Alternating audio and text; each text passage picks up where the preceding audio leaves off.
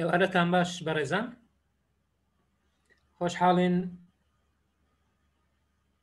لە ئێوارەیەکی شەممەی تر بە یەک دەگەینەوە بۆ پێشکەشکردنی وێبینارێکی تازە لەسەر بابەتێکی گرنگ و هەنووکەیی واتە پەیوەست بە کاتی ئێستا کە ئەویش بریتە لە ئامادەکاری بۆ ئەنجامدانی تاقیکردنەوەی IELTS بە تایبەتی بۆ ئەوانەی ڕەنگە هەندێک جار هەوڵیان دابێنە توانی بەسەر کەوتوبن یان ئێستا داوایان لێ دەکرێت کە پێش یان دوای تەواوکردنی کۆرسەکانی خوێندن تاقیکردنەوەیکی IELTS بکەن یان هەر کەسێک بێوێ زانی ئاستی ئینگلیزیەکەی لەکوێدایە بۆ ئەوەی لە داهاتوودا بتوانێت سوودی لێ وەربگرێت. سەرەتای ستافی ئەکادمیای مێگامایند پلەس بۆ پەروەردە ڕاهێنان ڕاوێژکاری خۆمان بە خۆشحاڵ دەزانین کە لە وەرزی دووەمی چاڵاکیەکانمان بابەتی باشتر و بابەتی پێویستتر دەخەینە ڕیزبەندی کارەکانمان. وەک دەزانن ئەکادمیای مێگامایند پلەس گرنگی دەدات بە بوارەکانی پەروەردە و ڕاهێنان و ڕاوێژکاری. ئێمەش بە حکمی ئەوەی ڕەنگە لە ناو کایەکە و لە ناو بوارەکەدا شارەزاییەکمان هەیە دەزانین لە ئێستادا ڕەنگە چی پێویستە و چی پێویسترە. زۆر پێویستی هەن بەڵام ئەوانی پێویستترن و لەگەڵ کاتەکەی بگونجێ ئێمە هەوڵ دەدەین ئەوانە بخەینە پێشەوە بۆیە کە بابەتێکی وەکو ئامادەکاری بۆ تاقیکردنەوەی IELTS دێتە پێشێ لەو کاتە دێتن کە قوتابیانی خوێندنی باڵا بەرەو تەواوکردنی کۆرسی خوێندنی یەکەمیانن ڕەنگە موعیدە بەڕێزەکانیان ئەوانەی دایانوێ داواکاری پێشکەش بکەن بۆ خوێندن هەمویان پێویستیان بە تاقیکردنەوەی IELTS دەبێت. بۆیە پێمان وابوو لە ئێستادا یەکێک لە بابەتە زۆر پێویستەکان ئەوەیە بتوانین وێبینارێک ڕێک بخەین لەسەر چۆنیەتی ئامادەکاری بۆ تاقیکردنەوەی IELTS. ڕەنگە تاقیکردنەوەیکی وەکو IELTS یان فێربوونی زمان بۆ تاقیکردنەوەی IELTS کاتی زۆر زیاتری دەوێت بەڵام دیسان دەڵێن بە حکمی پسپۆڕیەکەی خۆمان دەزانین کە IELTS بە تەنها دەرخەر و پێوەری سەرەکی نییە بۆ زانینی زمان چونکە زیاتر پشت دەبەستێ بە تەکنیک لەگەڵ کات کە ئەو دوو خاڵە زۆر زۆر گرنگن. ئەوەی دەیەوێت تاقیکردنەوە بکە گرنگی بە تەکنیک بدا لەگەڵ گرنگی بە چۆنێتی ئەنجامدانی تاقیکردنەوە یان وەڵامدانی چەند پرسیارێکی دیاریکراو لە کاتێکی دیاریکراودا. بۆیە لە وێبینارەدا هەوڵ دەدەین کەسێکی شارەزامان لەگەڵە کە زۆر خولی کردوێتەوە بۆ ئامادەکاری IELTS لەبەر ئەوە زۆر شارەزای تەکنیکەکانە. ئەو پێشکەشکارەی ئەمڕۆ لەگەڵمان دەبێ بەڕێز مامۆستا بەندەر عەبدولقەهار محەممەدە کە لە زانکۆی سەلاحەدین لە کۆلیژی پەروەردەیە. بەڕێزیان هەڵگری بڕوانامەی ماستەرە لە بواری وەرجێڕان و زمانەوانی ئێستاش لە قۆناغەکانی کۆتایی خوێندنی دکتۆرایەتی هەروەها بۆ ماوەی زیاتر لە 11 ساڵە وانە دەڵێتەوە لە کۆلیژ و شوێنە جیاجیەکانی کوردستان وەکو وەرجێڕی زارەکی و وەرجێڕیش زۆر ئەزمموی هەیە و کاری کردووە. لەوانش گرنگتر زۆر لە مێژە هەم لە سنتەرەکانی زمان وانەی گوتوێتەوە هەمیش خولی تایبەتی ئامادەکاری بۆ تاقیکردنەوەی IELTS ئەنجام داوە بۆیە شارەزایەکی زۆری لەو بوارە هەیە. وەک دەزانن وێبینارەکانی ئەکادمیای مێگامایند بە هەمووی 90 خولەکە سعاتێک و نیوە عادەتەن پێشکەشکار نزیکەی 45 دقە بۆ 50 دقەیە قسە دەکا ئەو قسانەی خۆی ئامادەی کردووە دەیخاتە ڕوو بۆی سلایدەکانەوە. دوای ئەوە دەرگای پرسیار و وەڵام دەکەینەوە بۆ بەڕێزان ئەوەی پرسیارێکی تایبەتی هەیە. لە کۆتاییشدا ڕەنگە شتێک ڕابگەێنین وەکو پلانمان بۆ داناوە بەڵام دەمەوێت چاوەڕێ بکەن تا کۆتایی اینجا ئەلانی بکەین کە لە دوای ئەو وێبینارە چی دەکەین ئێمە. تکایە لە چات بۆکسەکە پێویست ناکات ناوی خۆت بنووسی، ئەوەی ناوی تۆمار کردووە فۆرمەکان لە لامان هەیە، ئەوەی ناوی تۆمار نەکردووە لەبەر هەر هۆکارێک پێ ڕانەگەیشتووە، دوای لینکی ئەو فۆرمی تۆمارکردنە دادەنینەوە، چونکە فۆرمەکەمان داخستووە ئێستا، دوای لینکەکە دادەنینەوە دەیکەینەوە. ئەگەر هەرنا دواتر دەتوانین بەو ڕقەمە و بەو ئیمێڵی کە لەسەر شاشەکە هەیە پەیوەندیمان پێوە بکەی، بە ئاسانی دەتوانین تۆمارکردنەکە بکەینەوە بۆت و تۆش خۆت تۆمار بکەی. گرنگەوەی ئێستا تۆ بەشداری و لەگەڵمانی بە سوپاسەوە تا ئێستا 68 کەس 67 کەس لە سەر خەتە لەگەڵمان، دڵنیام زیاتر دەبێ کاتەکە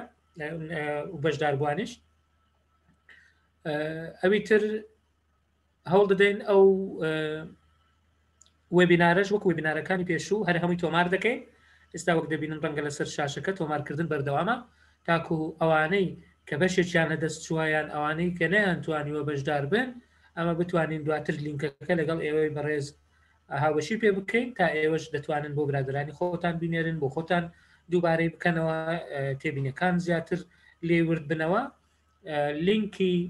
ئەو تۆمارکراوە دوایی لەو گروپانەدا دەنێن کە بۆ ئێوەی بەڕێز دروست کراوە، لینکەکانی واتسئەپ لە گروپی واتسئەپدا دەنێن، ئەوەی تر لە ڤایبەر، ئەوەی تریش بە ئیمێل بۆتان دەنێرین. ئەگەر هەر کەسێکیش دواتر بەدەستی نەگەیشت کێشەمان نییە، بە تایبەتیش دەتوانین بۆی بنێرین. ئەو ژمارە تەلەفۆنەی لەسەر شاشەکە هەیە، هەر هەموو هەم ژمارە تەلەفۆنە، هەم ڤایبەر و واتسئەپ و تەلەگرامیشی لەسەرە. ئەگەر ئەوانەش نەبوو ئەو ئیمێڵی هەر info@mmp.ac ئیمێڵێک بنێرە، لە زووترین کات وەڵامت دەدەینەوە. هەوڵ دەدەین بۆ ئەوەی سوودی زیاتریش بگەێنین بە خەڵک. ئێمە لە فەیسبووکی ئەکادیمیاش بە زیندی ئەو بابەتە بگوازینەوە ئەگەر کێشەیەکی تەکنیکی نێتە پێش. لەبەر ئەوە دەتوانن لای خۆشتان شێری بکەن و ئاگداری برادرانتان بکەنەوە، ئەوانەی نەیانتوانیوە لەبەر هەر هۆکارێک بەشدار بن لەگەڵمان. ئێمە دواتریش ئەگەر پێویست بکە ئەو سلایدانەی کە مامۆستا بەندەر پێشکەشی دەکا هەوڵ دەدەین لەگەڵ ئێوە شێری بکەین، چونکە سلایدەکانی دەزانین بە زمانی ئینگلیزی ئامادە دەکرێت عادەتەن، بەڵام قسەکردنەکە هەر هەمووی بە کوردی دەبێت. پرسیارکردنیش بۆیە ئاساییە بە هەر زمانێک بێت، کێشەمان نییە، بەڵام پێمان خۆشە هەمومان بە کوردی قسە بکەین. سلایدەکانیش بە ئینگلیزیی سادە ڕەنگە خراوەتە ڕوو. مامۆستا شەماڵ ئەگەر ئامادە بێ مامۆستا بەندەر بکەینە کۆهۆست. مامۆستا بەندەر کۆهۆستە ئێستا لەگەڵمانە؟ بەڵێ کاکتۆر، زۆر باشە. دەتوانی سلایدەکانت شێر بکەی. ئێستا نزیکەی 40 دقەیە، ئەمە هەتا 45-50 دقە لە بۆ جەنابت دادنین، دوای ئەوە دەرگای پرسیار و وەڵام دەکەینەوە. فەرموو.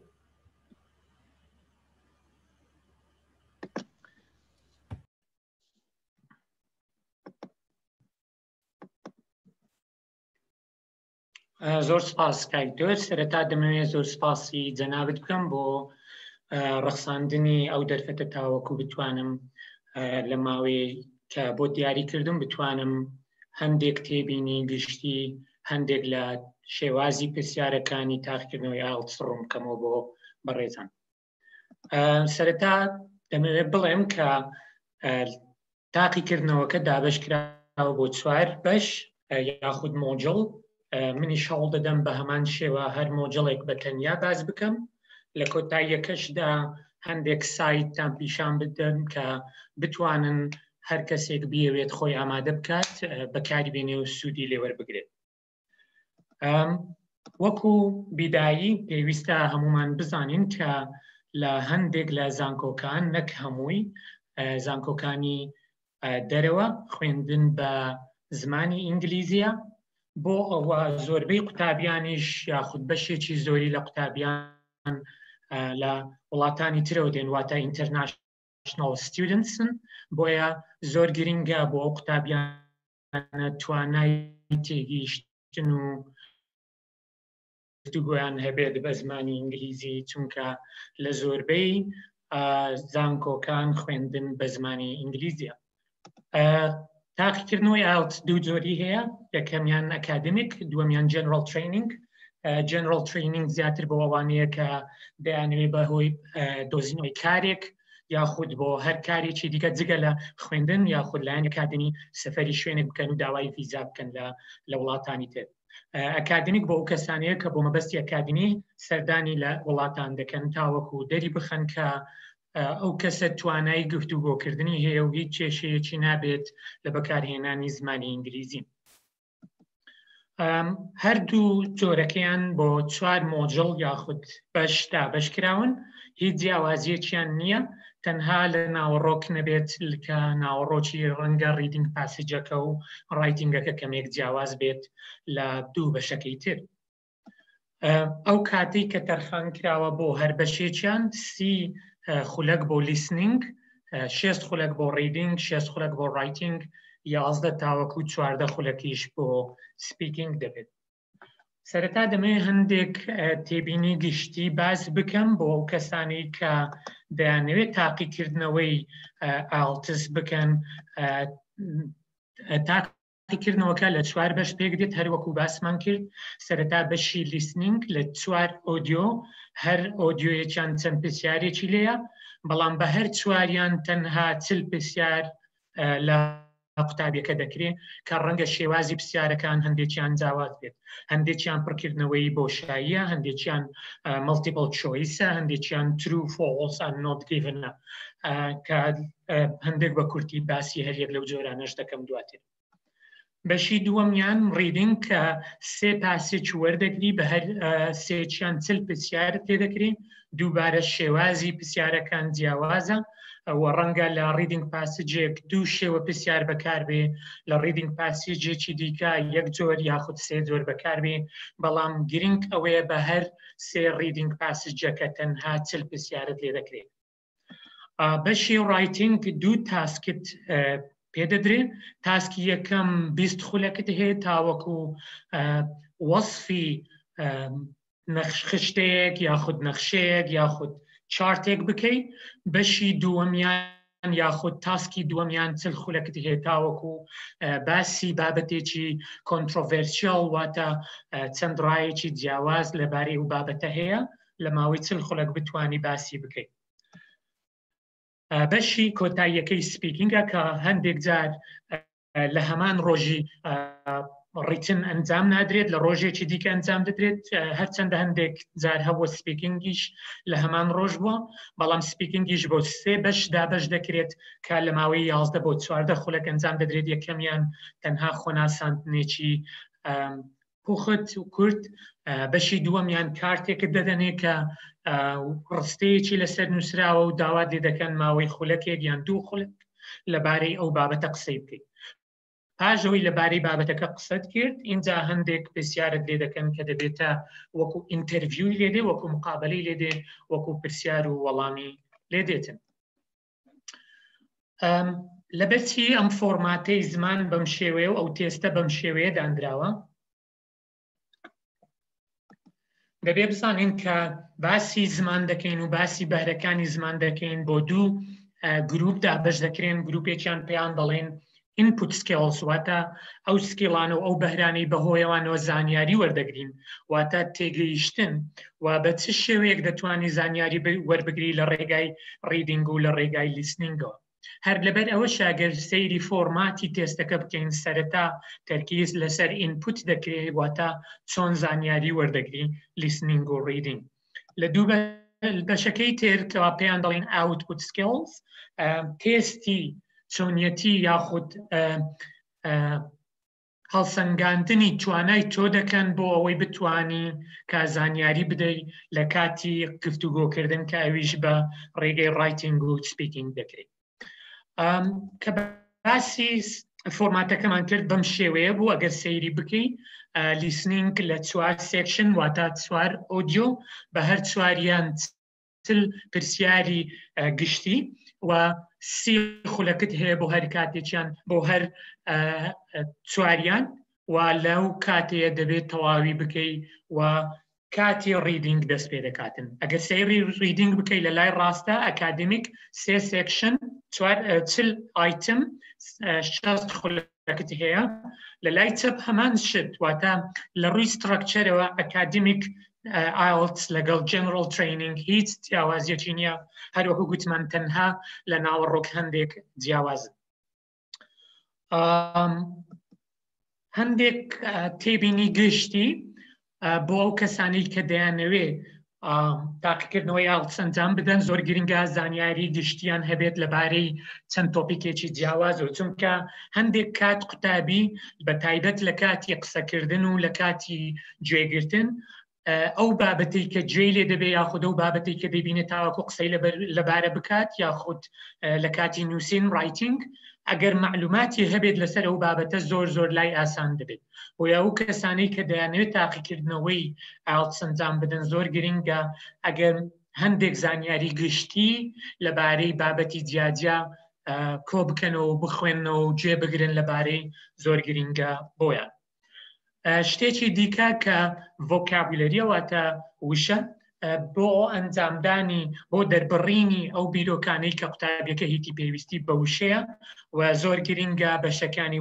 وشە بزانین کە چین ئێستا باسی دەکەم و بەشی سێمیشیان زۆر گرنگە قوتابی پێش ئەوەی تاقیکردنەوەکە ئەنجام بدات شارەزایی هەبێت لە شێوازی پرسیارەکە، چونکە هەروەکو قسەیەکی باو هەیە تێگەیشتن لە پرسیار نیوەی وەڵامەکەیە، یعنی هەندێک جار بە حکمی ئەوەی کە قسەم لەگەڵ ئەو قوتابیانە کردووە کە تاقیکردنەوەکەیان ئەنجام داوە زۆربەی زۆریان باسی ئەوەیان کردووە کە هەندێک بابەت هەبووە هیچ زانیاری لەسەر نەبووە کە خاڵی یەکەممانە، هەندێک وشە هەبووە کە نەیان بینیوە یاخود هەندێک پرسیار هەبووە کە نەیان زانیەت چیان لێ داوا کراوە یاخود چۆن وەڵام بدەنەوە و کاتێکی زۆریان لێ ڕۆیشتووە. من کە هەر خولێک ئەنجام بدەم بڕوام بە یەک شت هەیە کە ئەگەر هەر شتێک پراکتیس بکەی و دووبارەی بکەیەوە و ئەنجامی بدەی لەو کارە سەرکەوتوو دەبی و باشتر دەبی. بۆیە من تێبینی کۆتاییم لە تێبینی گشتیەکان ئەوەیە کە ئەگەر دەتەوێت باش بی لە تاقیکردنەوەی IELTS زۆر گرنگە پراکتیس بکەی. هەر بۆ ئەم مەبەستەش لە کۆتایی سلایدەکان هەندێک سایتی زۆر باشم داناوە کە دەتوانن سوودی لێ وەربگرن و من هیوادارم بتوانم یەک دووەچیانتان پیشام بدەم کە چی تێدایە و تاوەکو دواتر ئیستیفادەی لێ بکەن. کە باسی وشە دەکەین زۆر گرنگە بزانین کە وشە لە 3 بەش پێک دێت. بەشی یەکەمیان پێی دەڵێن form of the word. form مەبەستمان چۆنیەتی خوێندنەوەیە لە کاتی قسەکردن و هەروەها سپێلینگ لە کاتی نووسین. هەندێک جار قوتابیەکە وەڵامی پرسیارەکە دەزانێت بەڵام سپێلینگەکەی غەڵەتە، لەبەر ئەوە ئەو نمرێ وەرناگرێ کە بۆ ئەو پرسیارە تەرخان کراوە. بۆیە زۆر گرنگە کاتێک کە وشەیەک فێر دەبین یان دەیخوێنین یەکەم شت تەرکیزی لەسەر بکەین چۆنیەتی خوێندنەوەکە و سپێلینگەکەیتی و لە لای خۆمان چەند جارێک بینوسینەوە تاوەکو دڵنیا بین لەوەی کە دەیزانین. بەشی دووەمیان واتاکانی ئەو وشەیە. هەندێک جار قوتابی یەک واتای وشەیەک دەزانێ و لە شوێنێک ئەو وشەیە دەبینێ وا دەزانێ بەس تەنها ئەو واتایی هەیە، بەڵام زۆر گرنگە زیاتر لە واتایەکی وشەکان بزانین تاوەکو بەغەڵەت تێگەیشتن ڕوونەدات لە ئەنجامدانی گفتوگۆکردن یاخود لە خوێندنەوە وەرگرتنی زانیاری. بەشی سێمیان چۆنیەتی بەکارهێنانە. قوتابی ڕەنگە سپێلینگەکە بزانێ، ڕەنگە واتای وشەکە بزانێ، بەڵام نەزانێ کە چۆن بەکاری بهێنێ. ئەگەر هەر یەکێک لەم بەشانە نەزانی ئەوە واتای وایە ئەتۆ ئەو وشەیە بە تەواوی نازانی. بۆیە زۆر باشە لە کاتی ئەنجامدانی تاقیکردنەوە ئەو وشەیە بەکارنێنی تاوەکو غەڵەتت زیاتر نەبێت لە تاقیکردنەوەکە و نمرەی زیاتر لە دەست نەدەیت. بۆیە زۆر گرنگە کاتێک کە دەڵێن وشەیەک دەزانین دەبی دڵنیابی لەوەی هەر 3 بەشی وشەکە دەزانی و کۆنتڕۆلی بکەی و بتانی بەکاری بێنی و سپێلینگەکەی بزانی و واتاکانی بزانی. ئێستا دەمەوێت باسی بەشی لیسننگ بکەم کە فۆرماتەکەی بەم شێوەیە. لە بەشی یەکەم هەروەکو گوتمان 4 ئۆدیۆیە، 4 بەشە، بەشی لیسننگ بۆ 4 بەش یاخود 3 بەش دابەش دەبێت. بەشی یەکەم قسەکردنێکە، گفتوگۆیەکە لە نێوان دوو کەس لەبارەی بابەتێکی گشتی. بەشی دووەمیان کەسێک بابەتێک یاخود باسی بارودۆخێک دەکات، مۆنۆلۆگێکە. بەشی سێیەمیان کەسێک گفتوگۆ دەکات لەگەڵ یەک دوو کەسی تر لەبارەی بابەتێکی تعلیمی، پەروەردەیی یاخود لەبارەی ڕاهێنان ئەگەر ترینینگ ئاڵسەکە بوو. بەشی چوارەمینشیان دووبارە مۆنۆلۆگێکە، یەک کەس بابەتێک پێشکەش دەکات وەکو سێمینارێک یاخود وەکو محاضرەیەک وانەیەک، دوای ئەوە کە گوێ ڕادەگری و هەندێک پرسیار لە پێشدا دەبێ وەڵامی بدەیەوە. لە بۆ نمرەکان، نمرەی هەر هەموو ئایتمەکان وەکو یەکە، هەر ئایتمێک نمرەیەکی لەسەرە و چل پرسیارت لێ دەکرێت بە هەر 4 بەشیان. بەڵام کە دەڵێن چل پرسیار مەبەستمان ئەوە نییە یەکەم 10 پرسیار، دووەم 10 پرسیار، سێم و چوارەم بە هەمان شێوە 10 پرسیار، بەڵکو ژمارەی پرسیارەکان و ئایتمەکان دەگۆڕێ لە سێکشنێکەوە بۆ سێکشنێکی تر زۆر ئاسایی. بەڵام شێوازی پرسیارەکان گۆڕانکاری بەسەردادێت. ئێستا دەمەوێت هەندێک تێبینی گشتی بدەمە بەڕێستان بۆ ئەو کەسانەی کە دەیانەوێت تاقیکردنەوەی ئاڵسەنجام بدەن. سەرەتا زۆر گرینگە ڕێنماییەکان بە تەواوی بخوێنیەوە. هەندێک کات ڕێنماییەکە داوات لێ دەکات 2 وشە بەکاربینی، بەڵام قوتابی 3 وشەی بەکارهێناوە لە کاتی بۆشاییەکە، یاخود ڕێنماییەکە پێت دەڵێ وشەیەک و نمرەیەک یان ژمارەیەک بەکاربێنە، قوتابی ئەو ڕێنماییەی تێنەگەیشتووە یاخود پشتگوێی خستووە، بە شێوازێک جوابی دەداتەوە، وەڵام دەداتەوە کە پێچەوانەی ڕێنماییەکە و ئینستراکشنەکەیە، بۆیە ئەو نمرەیە لە دەست دەداتن. ئەو خاڵە زۆر گرینگە بۆ ئەو کەسانەی کە قسەم لەگەڵ کردوون، زۆربیان باسیم خاڵیان کردووە کە هەندێک کات لە ڕێنماییەکە تێنەگەیشتون بە شێوەیەک وەڵامیان داتەوە، دواتر زانیویانە ڕێنماییەکە شتێکی تری لێ داوا کردوون. شتێکی دیکە کە زۆر گرینگە هەموو کەسێک بیزانێت بۆ ئەو کەسانەی کە دەیانەوێت تاقیکردنەوەی ئاڵسەنجام بدەن، سەرەتا ژمارەکان زۆر گرینگە بتوانی سپێلینگیان بزانی، چونکە شتێکی زۆر زۆر سادەیە، بەڵام هەندێک قوتابی ئێمالی کردووە و لە کاتی ڕێنماییەکانی پرسیارەکە نووسیتی fill in a word، یعنی لە وشەیەک بە وشەیەک پڕی بکەوە، یان in 2 words بە 2 وشە پڕی بکەوە، کەواتە تۆ ناتوانی ژمارە بنووسی، دەبێ ئیلا بە نووسین ژمارەکە بنووسی. بۆیە زۆر گرینگە ئەو کەسانەی کە تاقیکردنەوە ئەنجام بدەن ژمارە بە نووسین بزانن، و هەروەها یەک تێبینیش کە ژمارەی 0 یاخود 100 یان 1000 ئەو وشانە زۆر گرینگە بیزانن. هەندێک ناوی باو هەیە قوتابیان زۆر گرینگە بیزانن کە لە ئینگلیزی زۆر بەکاردێ، و زۆربەی ئەو ئۆدیۆیانەی ئەو سێکشنانەی لیسنینگ و ڕیدینگ لە ناوەکان ناوی شازنین، بەڵکو هەندێک ناون کە ڕەنگە بە شێوەیەک لە شێوەکان گوێمان لێبوو بێ و بەرچاومان کەوتبێ، بۆیە زۆر گرینگە سپێلینگی ئەو ناوانش بزانین کە باون. شتێکی دیکەش کە گرینگە قوتابی بیزانێت چۆنیەتی نووسینی بەروارە و ناوەکانی مانگ یاخود ڕۆژەکانی هەفتە بە سپێلینگەوە بیزانی، چونکە ئەوانە شتی گشتین و زۆربەی زۆری جارەکان بە تایبەتی لە سێکشنی یەکەم کە بابەتێکی گشتیە هەندێک ناو و ژمارە و بەروار و ڕۆژەکانی هەفتە بەکاردێ، بۆیە زۆر گرینگە تۆ بتوانی بە تەواوی بیان نووسی. شتێکی دیکە تێبینێکی دیکە هەروەکو ئاماژەم پێکرد سپێلینگی ئەو وشانەیە کە بەکاری دێنی زۆر گرینگە هەندێک لە وشە باوەکان و ژمارە و ناو و بەروار و ڕۆژەکانی هەفتە سپێلینگەکانیان بە تەواوی بزانین. یەک تێبینی تر کە زۆر گرنگە بۆ ئەو کەسانی تاقیکردنەوەکە ئەنجام دەدەن ئەویش گوێگرتنە تاوەکو کۆتایی بەشەکە چونکە هەندێک جارە و کەسی کە قسە دەکات قسەیەک دەکات بەڵام کەمێک دواتر قسەکەی خۆی ڕاست دەکاتەوە بۆ نمونە دەڵێ لە ڕۆژی دووشەمە ئەو کەسم دیت وا بزانم ڕۆژی سێشەم بوو بڵێ ڕۆژی سێشەم بوو قوتابی یەکەم جارکە ڕۆژی دووشەممەی گوێ لێ بووە مەندەی گوێ لێ بووە یەکسەر مەندەی دەنووسێت و تەرکیزی لە لای ئەو پرسیارە نامینێت و تاوەکو کۆتاییەکەی گوێ لەو بەشە ڕاناگرێت بەڵام زۆر گرینگە تا کۆتایی گوێ ڕابگرێت چونکە هەندێک کات هەروەکو گوتم قسەکەر قسەکەی خۆی ڕاست دەکاتەوە یاخود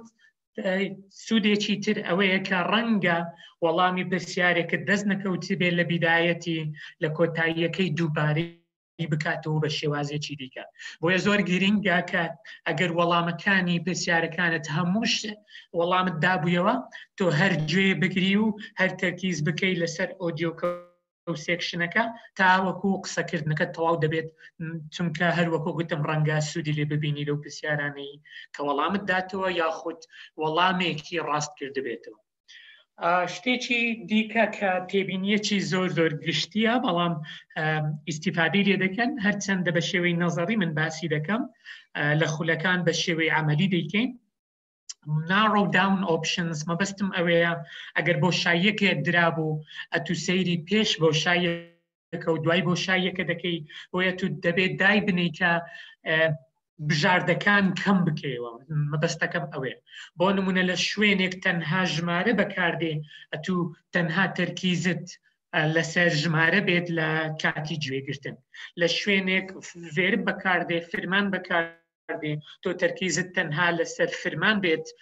کە بۆ شایەک یاخود مەڵتیپڵ چۆیسێک دەیان ترو فۆڵس دێ بۆیە زۆر گرینگە کە بژاردەکان تەسک بکەوە و کەمیان بکەوە چونکە ئەگەر بۆ شایەکە بە تەنیا سیر بکەین ئەگەر سیرێکی ئەم نمونەیە بکەین کە لە پێش چاوتانە بۆ نمونە ژمارە یەک hours نووسرایە لە لای ڕاست نووسرای ژمارە یەک بۆ شایی to 4:30 کەواتە من یەکسەر ئەگەر بە تەنیا بۆ شایەکە سیر بکەم هەر شتێک بێت ڕاستە بۆ ئەم بۆ شایە بەڵام ئەگەر سەیری پێش بۆ شایەکە و دوای بۆ شایەکە بکەم من دەزانم کە لەم بۆ شایە تەنها مەبەستی کاتە و مەبەستی سەعاتە بۆیە من تەرکیزم تەنها لەسەر سەعات دەبێت و 4:30ەکەشی داوە 4:30 داوە ئەگەر کاتێکی دیکەی دا من دەتوانم بینوسم بەڵام دووبارە تا کۆتایی سیر دەکەمەوە ئەگەر سەیری ژمارە 4 بکەی یاخود 5 لە خوارەوە سیر بکە books to something یعنی کەواتە دیارە بە ڕستەی پێشە خۆی دیارە کە تەنها ڤێرب لەو شوێنە بەکاردێ کەواتە من چیم کرد من بژاردەکانم کەم کردەوە بۆ تەنها ڤێرب یعنی لەو ڤێربانەش 4-5 ڤێرب بەکاردێ یەکیان خۆی وەڵامی دایتەوە تووڕی شێڵف من هەوڵ دەدەم یەک دوو ڤێربی تو ڤێربێک بەکاربێنم بە تایبەتی لە بەشی یەکەم سێکشنی یەکەم لە لیسنینگ یەک تێبینی کە قوتابی ڕەنگە سەری لێ بشێوێ بەشی یەکەم ئەگەر تەماشا بکەی لەسەر سەرەوە هێد لایبرەریان ئێگزامپڵ نووسرایە واتە نمونە مسز فیلیپس ئەوە حەل کراوە بە خۆی بۆیە کە گوێگرتن بەشی لیسنینگ دەست پێ دەکات بە بەشێک دەست پێ دەکات بەشی یەکەمی واتە پارتیەکی زۆر بچووک کە ئەو وەڵامەی تێدایە پێت دەڵێ بەم شێوەیە وەڵام بدەوە با پاش ئەوە یەکسەر بەشەکە دووبارە دەبتەوە وەڵامی یەکەم و دووەم و سێم و چوارەم و پێنجەمیش لەگەڵەوەی دووبارە دەبێت بەڵام یعنی لێت تێک نەچێ و ئێستا دەبێت بیزانی کە گوێ ڕادەگری بەشی یەکەم کە نووسرایە ئێگزامپڵ واتە بۆت حەلکراوە دووبارە دەبێتەوە بۆت خۆی حەلی کردووە ئەو داوا لێ دەکات ژمارە 1 و 2 3 و 4 و 5 پڕ بکەیەوە لەسەرەوەی ئەو پرسیارە نووسراوە fill in یاخود use only one word یان or number کەواتە زۆر گرینگە لە وشەیەک زیاتر بەکار نەهێنی بۆ پڕکردنەوەی ئەم بۆ شایانە هەندێک تێبینی دیکە دواتر شتێکی ئەم کەواتە ئەم پرسیارە بە وەرەقە لە پێشتا تۆ گوێ ڕادەگری و وەڵامی پرسیارەکان دەنووسی لەسەر ئەم وەرەقەیە بەڵام تۆ دواتر پێت دەڵێم کە دەبێت ئەو وەڵامانە نەقڵ بکێ سەر وەرەقەیەکی دیکە کە کەمێکی دیکە پیشانت دەدەم کەواتە ئەم پرسیارانت لە پێشە ژمارە 1 نووسراوە 2 دەتوانی لەسەری بنووسی دەتوانی خەتی بەسەردا بێنی و وەڵامەکەت چا بکەوە زۆر ئاسایی ئەگەر شتێک بوو دەتوانی ڕەشی بکەوە لەسەر ئەم وەرەقەی کە لە پێشتە و ئەو پرسیارانەی کە نووسراون دەتوانی ڕەشی بکەوە و دووبارە وەڵامەکەت بگۆڕی زۆر زۆر ئاسایی دەتوانی خەتی بەسەردا بێنی چونکە نمرە یاخود هەڵسەنگاندن بۆ ئەم وەرەقەیە ناکرێ بەڵکو وەرەقەیەکی دیکەیە کە کەمێکی دیکە پیشانت دەدەم. بەشی ریدینگ هەر وەکو گوتم کاتەکەی دیاری کراوە 2 یاخود 3 تاسکە بەڵام زۆربەی کاتەکان 3 تاسکە دووبارە زۆر گرنگە تەرکیز لەسەر ناو و سیفاتی ئەو کەسانە بکەی و خەتیان خەت لە بدەی لە ریدینگ پاسیجەکە ناوەکان بخێ ناو بازنە ئەگەر بکرێ و ژمارەکان ئەگەر کرا لە ناو 4 گۆشە بێت تاوەکو کاتت زۆر لێ نەڕوا کە دواتر دەگەڕێەوە. پاشان هەندێک کات زۆر گرنگە شێوازی پرسیارەکان بزانی. ئێستا شێوازی پرسیارەکانم لە خوارەوە باس کردووە بە کورتی باسی یەک دوێچیان دەکەم چونکە زۆر گرنگە بیزانی. دواتریش بەراوردە ئەگەر بەراوردیەک هەبوو زۆر گرنگە خەت لە ژێر ئەو ڕستانە بدەیت کە بەراوردە لە نێوان دووشت. کەواتە دەکەمەوە کە ریدینگ پاسیجەکە دەبینی یەکەم شت کە ریدینگەکە دەخوێنیەوە بە شێوەیەکی سەریع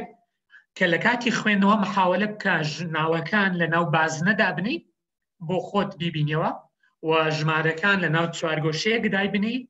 و ئەگەر مقارنەیەک هەبوو یاخود جۆر هەبوو خەتی لە بم بدەیت تاوەکو دواتر بە ئاسانی بگەڕێەوە سەری و بیدۆزیەوە. چونکە کات زۆر گرنگە لە پێشی ریدینگەکان نزیکەی 2 ئەی4 واتە 2 لای ئەی4 و پرسیارەکان ڕەنگە لە 10 پرسیار تاوەکو 15 پرسیار بێت بۆ هەر ریدینگ پاسیجێک. ئەو جۆرانەی پرسیار کە زۆر گرنگە بیزانی جۆری یەکەمیان true false and not given زۆربەی قوتابیان کە تاقیکردنەوەی ئایلتس ئەنجام دەدەن هەندێک کات ینی تێکەڵێک لە نێوان false و not given دەیکەن. دەمەوێت بە کورتی بیزانی جیاوازی نێوان false و not given چییە و شتێکی دیکەش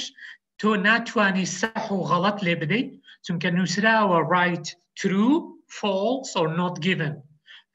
کەواتە وشەکە وەکو خۆی بینووسەوە زۆر گرنگە بنووسی true بنووسی false بنووسی not given وەکو خۆی نەک TF and M یاخود سەح و غەڵەت و بۆشایی یان شتێ و هەم قوتابی کردویانە و غەڵەتە پێویستە وەکو خۆی بینووسیەوە.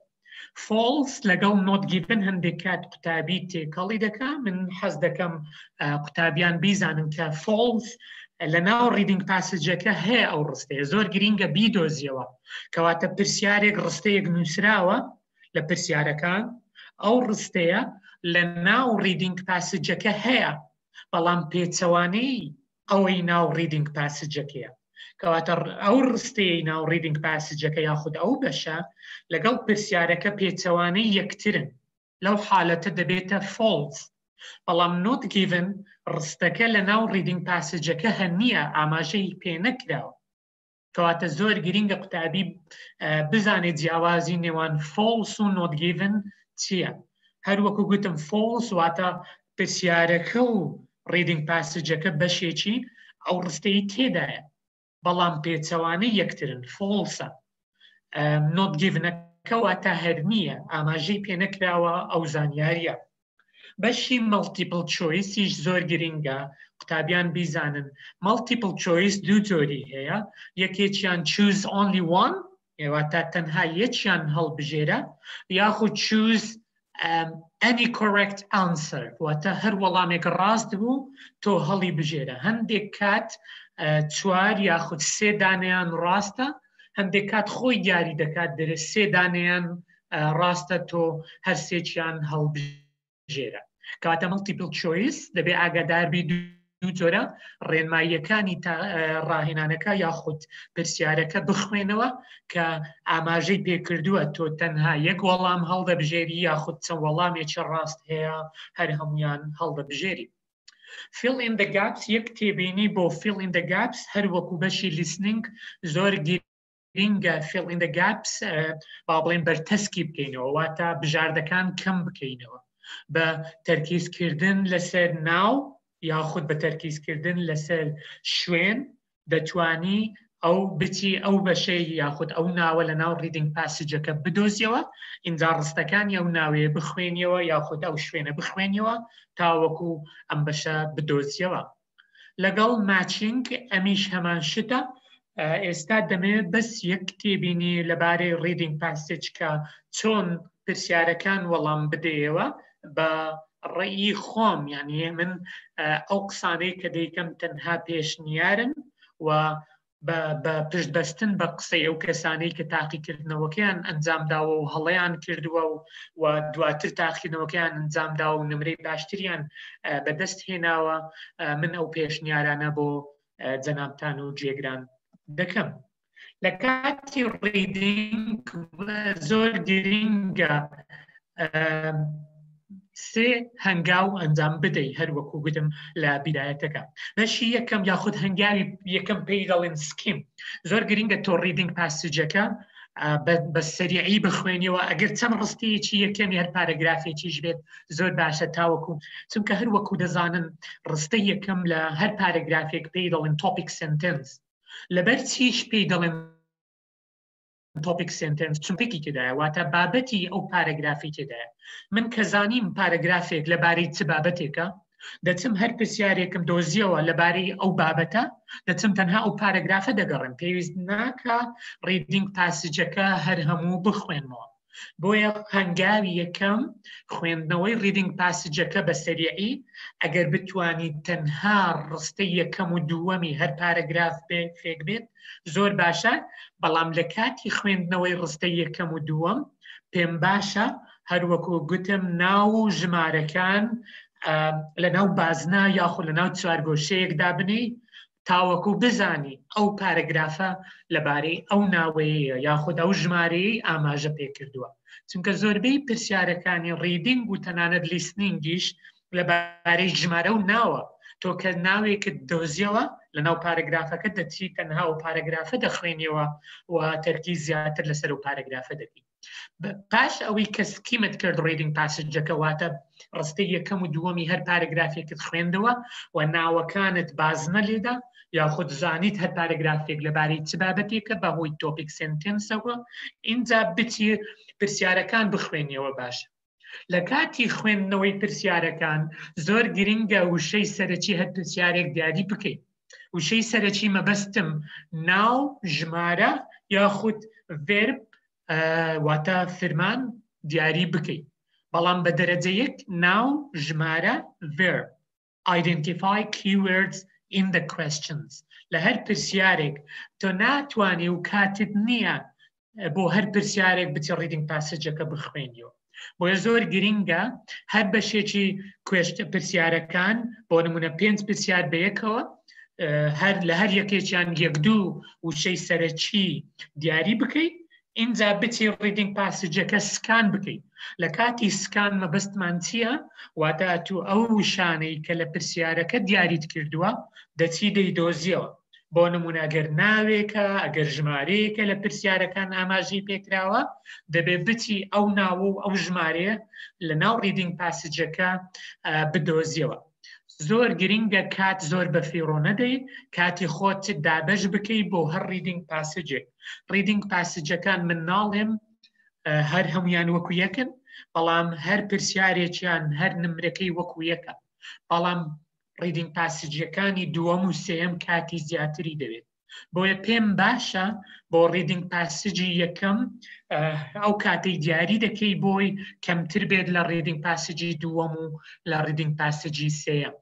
و ئەگەر وەڵامی پرسیارێکت نەزانی زۆر ئاسایی لە 5 پرسیار 3 دانە 2 دانە دۆزیەوە و کات زیاتر بە فیڕۆمەدە بڕۆ ریدینگ پاسیجەکانی دیکە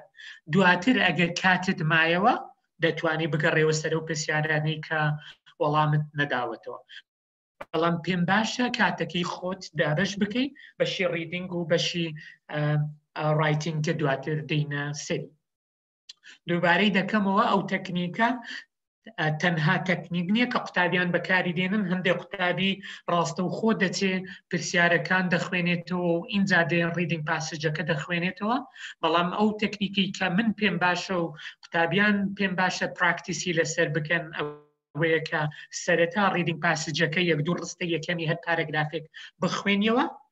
تاوەکو وشەی سەرەکی لێ ببینیەوە اینجا بچی پرسیارەکان بخوێنیەوە وشەی سەرەکی ناو پرسیارەکان دیاری بکەی اینجا کە وشەکانت دیاری کرد تۆ دەزانیت کامە پارەگراف ئەو وشەی تێدایە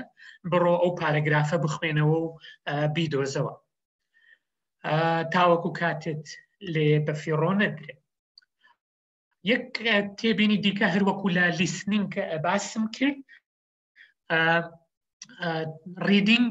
of the instruction is very important. مەبەستم وایە خوێندنەوەی ڕێنمایی پرسیارەکە زۆر گرینگە بۆ نمونەگە سەیری ئەو پرسیارە بکەی use no more than 2 words from the passage to answer the questions. بۆ هەر یەکێکیان تۆ ناتوانی no more than 2 words یعنی ناتوانی لەو دوو وشە زیاتر بەکاربێنی بەڵام دەتوانی یەک وشە بەکاربێنی یەک وشە یاخود دوو وشە ڕاستە بەڵام no more than 2 words. شتێکی دیکەش کە خۆی پێم دەڵێ کەواتە ناتوانم نمرە نمبرز بەکاربینم بۆ پڕکردنەوەی ئەم بۆ قوتابیان زۆر هەڵەی تێدا دەکەن پێم باشە ئەم هەڵەیە لە لای خۆتان ڕاست بکەنەوە خوێندنەوەی ڕێنماییەکان زۆر گرنگە بزانین بە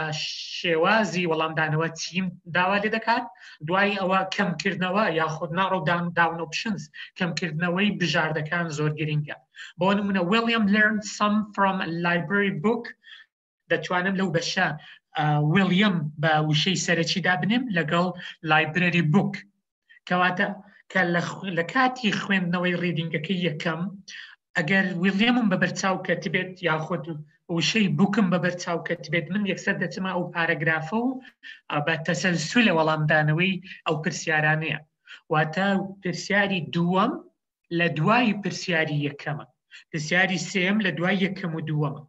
بۆ وەڵامی پرسیاری سێم پێویست ناکە پارەگرافی پێش پارەگرافی یەکەم و دووەم سیر بکەم ئەو تێبینیە زۆر گرنگە بۆ گوێگران کە بە تەسەلسول وەڵامی ئەو پرسیارانە دانراوە بۆ زۆر گرنگە کە وشەی سەرەکی واتە کیوێردت دۆزیەوە بۆ هەر یەکێکیان کە پارەگرافەکە دۆزیەوە بە تەسەلسولە بەڵام هەندێک جار هەیە ژمارە 1 و 2 لە هەمان پارەگرافن بەڵام لە دوای یەکتر واتە ڕەنگە وەڵامی یەکەم لە ڕستەی دووەم بێت وەڵامی دووەم لە ڕستەی سێم یاخود چوارەمی هەمان پارەگراف بێت بەڵام ناکرێ وەڵامی دووەم لە پێش وەڵامی یەکەم بێت بۆیە پێویست ناکە کات بە فیڕۆ بدەیت بۆ لیسنینگ و ریدینگ یەک شتی دیکە کە دەمەوێ ڕوونی بکەمەوە ئەویش ئەو فۆرمەیە کە بۆ لیسنینگ و ریدینگ دێتە لای هەر کەسێک کە تاقیکردنەوەکە ئەنجام دەدات لەگەڵ پرسیارەکان هەروەکو گوتم پرسیارەکە دەتوانی وەڵامی خۆت ڕاست بکەیەوە بەڵام ئەو فۆرمە ئەگەر سیر بکەی ژمارە 1 هەتاوەکو 20 لە لای چەپە ژمارە 21 هەتاوەکو 40 لە لای ڕاستەیە لە ناوەڕاستیش نووسراوە لیسنینگ کەواتە تۆ کۆدی خۆت هەڵدەبژێری full name in capital letters دەنووسی دوایی دەیتەکە بە ڕەشکردنی ئەو هێڵە سپیەی لە بن هەر ژمارەیەک هاتووە بەروارەکە دیاری دەکەی و هەر کەسێکیش کۆدی تایبەتی خۆی هەیە کە لە لای ڕاستە کۆدەکە لە 5 یاخود 6 نمرە پێک دێت بۆ نمرە یەکەم ژمارە 2 من دەبێت تەنها لە ڕێزی یەکەم 2 ڕەش بکەم لە ڕێزی دووەم ئەگەر نمرەکەم 5 بوو تەنها 5 ڕەش دەکەم کەواتە هەر کەسێک و هەر قوتابیەک کۆدێکی تایبەتی خۆی هەیە کە بەم کۆدە ئەم دەفتەری دەناسنەوە و ئەم کۆدە دەبێت بەم شێوەیە بنووسرێت ناوی خۆت capital letters پاشان تێبینیەکی دیکە لەبارەی ئەو فۆرمە تەنها ئەو فۆرمە گرنگە بۆ سەحدان واتە تەصحیحکردنی نمرەی قوتابی تەنها لەسەر ئەو فۆرمە دەکرێت بۆیە زۆر گرنگە کە نەقلی وەڵامەکانت دەکەی بۆ سەر ئەم فۆرمە هیچ ڕاستکردنەوەیەکی تێدا نەبێت و بە جوانی نووسرا بێت و هەروەها بە ژمارەی وەڵامەکەت لە بەرامبەر ژمارەی هەر یەکێکیان بێت. بۆ نمونە تو پرسیاری یەکەم لە لیسنینگ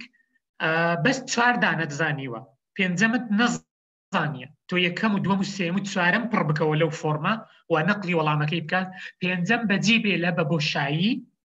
اینجا شەشەم وەربگرەوە. واتە زۆر گرنگە تو شەشەم لە شوێنی پێنجەم نەنووسی و لەبیرت بێت کە وەڵامێکت نەنووسیوە ئەو وەڵامە هی شەشەمە هی پێنجەم نییە. زۆر گرنگە هەردووچیان متابق بن، ئەو فۆرمەی کە لە پێشتە لەگەڵ پرسیارەکان و وەڵامەکانت لەسەری داوەتەوە لەگەڵ ئەو فۆرمە متابق بن وەڵامەکانیت بۆ خۆت، چونکە تەنها تەصحیحکردن لەسەر ئەو فۆرمە ئەنجام دەدرێت ئەوەی پرسیارەکە هەرچەندە لێت وەردەگرن، بەڵام تەصحیحکردن لەسەر پرسیارەکەی کە بۆشایەکە و پرسیارەکە بەیەکەوەیە لەسەروی ناکرێت. ئەم فۆرمێکی تایبەتت بۆ دێت بۆ لیسنینگ لەسەری نووسراوە لیسنینگ، فۆرمێکی تایبەتت بۆ دێت بۆ ریدینگ لەسەری نووسراوە ریدینگ، و هەر یەکێکیان 4 پرسیارە هەروەکو گوتم. ئێستا دەمەوێت بە شێوەیەکی سەریع باسی ڕایتینگ مۆجڵیش بکەم. ئەگەر دکتۆر هیمدات هیچ نازانم هەرەوها بەردەوام بم کایتۆریان قسەیەک شتێک هەیە بەردەوام بە دەست خۆش بێ. ئێستا نزیکەی 37 دقیقە ڕۆیە لە کاتەکەت، بەس ئاگاداری کات بە، ئەگەنا بەردەوام بە قسەکانی خۆتەوە کە دوای پرسیار و وەڵام وەردەین. زۆر چاکە، زۆر سپاس. بەشی ڕایتینگ مۆجڵ لە 2 بەش پێگرێت بۆ کەسانی کە شارەزاییان لەسەر پرسیارەکانی تاقیکردنەوەی ئایلتس نییە.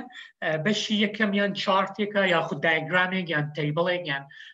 پیکچەر یان پرۆسس ڕسمێکە پیشانە دەدا و دەڵێت describe in 150 words. بەڵام دەبێت لە بیرمان بێت ئەوەی کە داوامان لێ دەکرا ئێسەیە و ئێسەیش دابش کراوە بۆ چەند پاراگرافێک کە بە کورتی کەمێکی دیکە باسی چۆنیەتی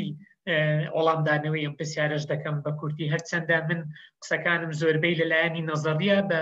عەمەلی ڕەنگە باشتر پێی بگەن، بەڵام ئەم سیمینارە تەنها بە وەرگرتنی زانیاری گشتیە تاوەکو بەرچاو ڕوونیەک هەبێت بۆ کەسانی دەیانوێت تاقیکردنەوەکە ئەنجام بدەن یاخود ئەو کەسانی کە دەیانوێت پراکتیس بکەن ئۆنلاین هەر فکرێکیان هەبێت لە بارەی پرسیارەکان. بەشی دووەمیان تۆپیکێکە هەروەکو گوتم controversial یاخود argumentative، واتە دوو لایەنی هەیە، لایەنی با بڵێن دوو ڕێی هەیە لەسەر ئەم بابەتە و داوات لێ دەکرا 250 وشە بنووسی لەبارەی ئەم بابەتە. دەمەوێت بیزانی کە ڕایتینگ لە بۆ 2 بەش دابش دەکرێت، بەشی دووەمیان 2 هەوەندەی بەشی یەکەمیان نمرەی لەسرە، بۆیە زۆر گرنگە کاتی زیاتر بۆ دووەم دابنی کاتێککە 60 خولەکەکە دابش دەکەی، واتە ئەگەر بکرێت 20 خولەکێک یاخود کەمتر بۆ ڕایتینگ مۆجڵ تاسک 1 لەگەڵ 40 خولەکێک بۆ ڕایتینگ مۆجڵ تاسک 2 دابنی تاوەکو کاتەکەت زیاتر بە هاوسەنجی دابش بکەی بە گوێرەی نمرەکان. هەروەکو گوتم بەشی دووەمیان 2 ئەوەندەی بەشی یەکەمیان نمرەی لەسرە. بۆ ڕایتینگیش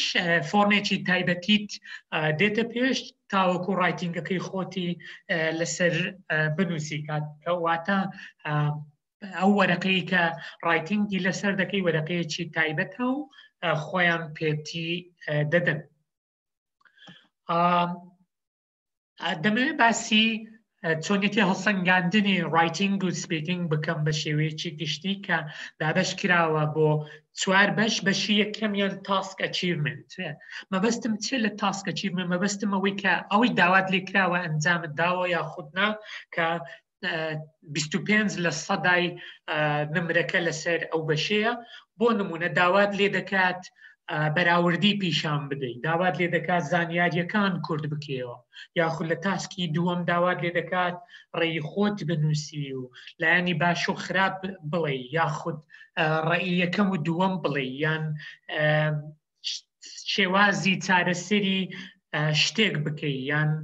بەراوردی نێوان دوو شت بکەیت. ئەوە زۆر گرنگە کە ئەو شتەی داوات لێ دەکات ئەو شتە ئەنجام بدەیت واتە تاسک ئەچیڤمنتەکەت بە گوێرەی داواکاری پرسیارەکە بێت زۆر گرنگە چونکە 25% نمرەکە لەسەر ئەم بەشەیە. بەشی دووەمیان پەیوەندی نێوان ڕستەکانە، زۆر گرنگە پەیوەندی لە نێوان ڕستەکان هەبێت. ئێستا بە شێوەیەکی زۆر سادە پێت دەڵێم چ گرنگە بیکەیت. بەشی سێەمیان بەکارهێنانی وشەیە lexical resource، واتە زیاتر تەرکیز لەسەرەوە دەکرێتەوە وشەت بەکارهێناوە یاخود هەمان وشەت دووبارە کردوتەوە یاخودنا چەند وشەی نوێت بەکارهێناوە، چەند وشە دەزانی، زۆر گرنگە و 125 نمرەکە لەسەر ئەم بەشەیە. بەشی ئاخیریشان grammatical range and accuracy و کە مەبەستی وایە ئایا کە گراماتیکەڵ هەڵی گرامەری هەیە یاخود نا، و یاخود چەند جۆرە ڕستەت بەکارهێناوە، چونکە هەروەکو وشە چەند جۆرە ڕستەیەکیشمان هەیە کە گرنگە هەمان شێوەی ڕستە بەکار نهێنی، بەڵکو شێوازی ڕستەکە گراماتیکەڵ ڕێنجت فراوان بێت و چەند شێوازێکی ڕستە بەکار بێنی. بۆ نمونە هەموو ڕستەکانت تەنها subject verb complement نەبێت، بەڵکو هەندێک ڕستەی there is و it is و which are و ئەوانە which is و who are و relative clause مەبەستم تێیدا بکەین و بە عەمەلی ئەم شتانە بیکەین و باشتر تێیدا دەگەی. بەڵام ئێستا بە شێوەیەکی سادە تێی بگەی کە مەبەستەکەم لە grammatical range مەبەستم ئەوەیە کە چەند شێوازی ڕستەیەکی جیاواز بەکاربێنی. ئاکیورەسیش مەبەستمەوەی ئایا هەڵەی ڕێزمانی هەیە یاخود نا. کەواتە مەبەستم لە ئاکیورەسی ئەگەر باسی وشەکانمان کرد، هەر سێ بەشی وشە کە فۆرم و سپێلینگ و یوسە لێرانەش ئیستیفادەی لێ دەکەیت ئەگەر کۆنترۆڵیان بکەیت. بۆ نمونەوە تەنها نمونەیەکە لەسەرەوە نووسراوە the chart below shows the expenditure of 2 countries on consumer goods in 2010. یەکەم شت کە تەرکیزی لەسەر بکەم تایتڵەکەیە، اینجا دوایی بەراوردی نێوان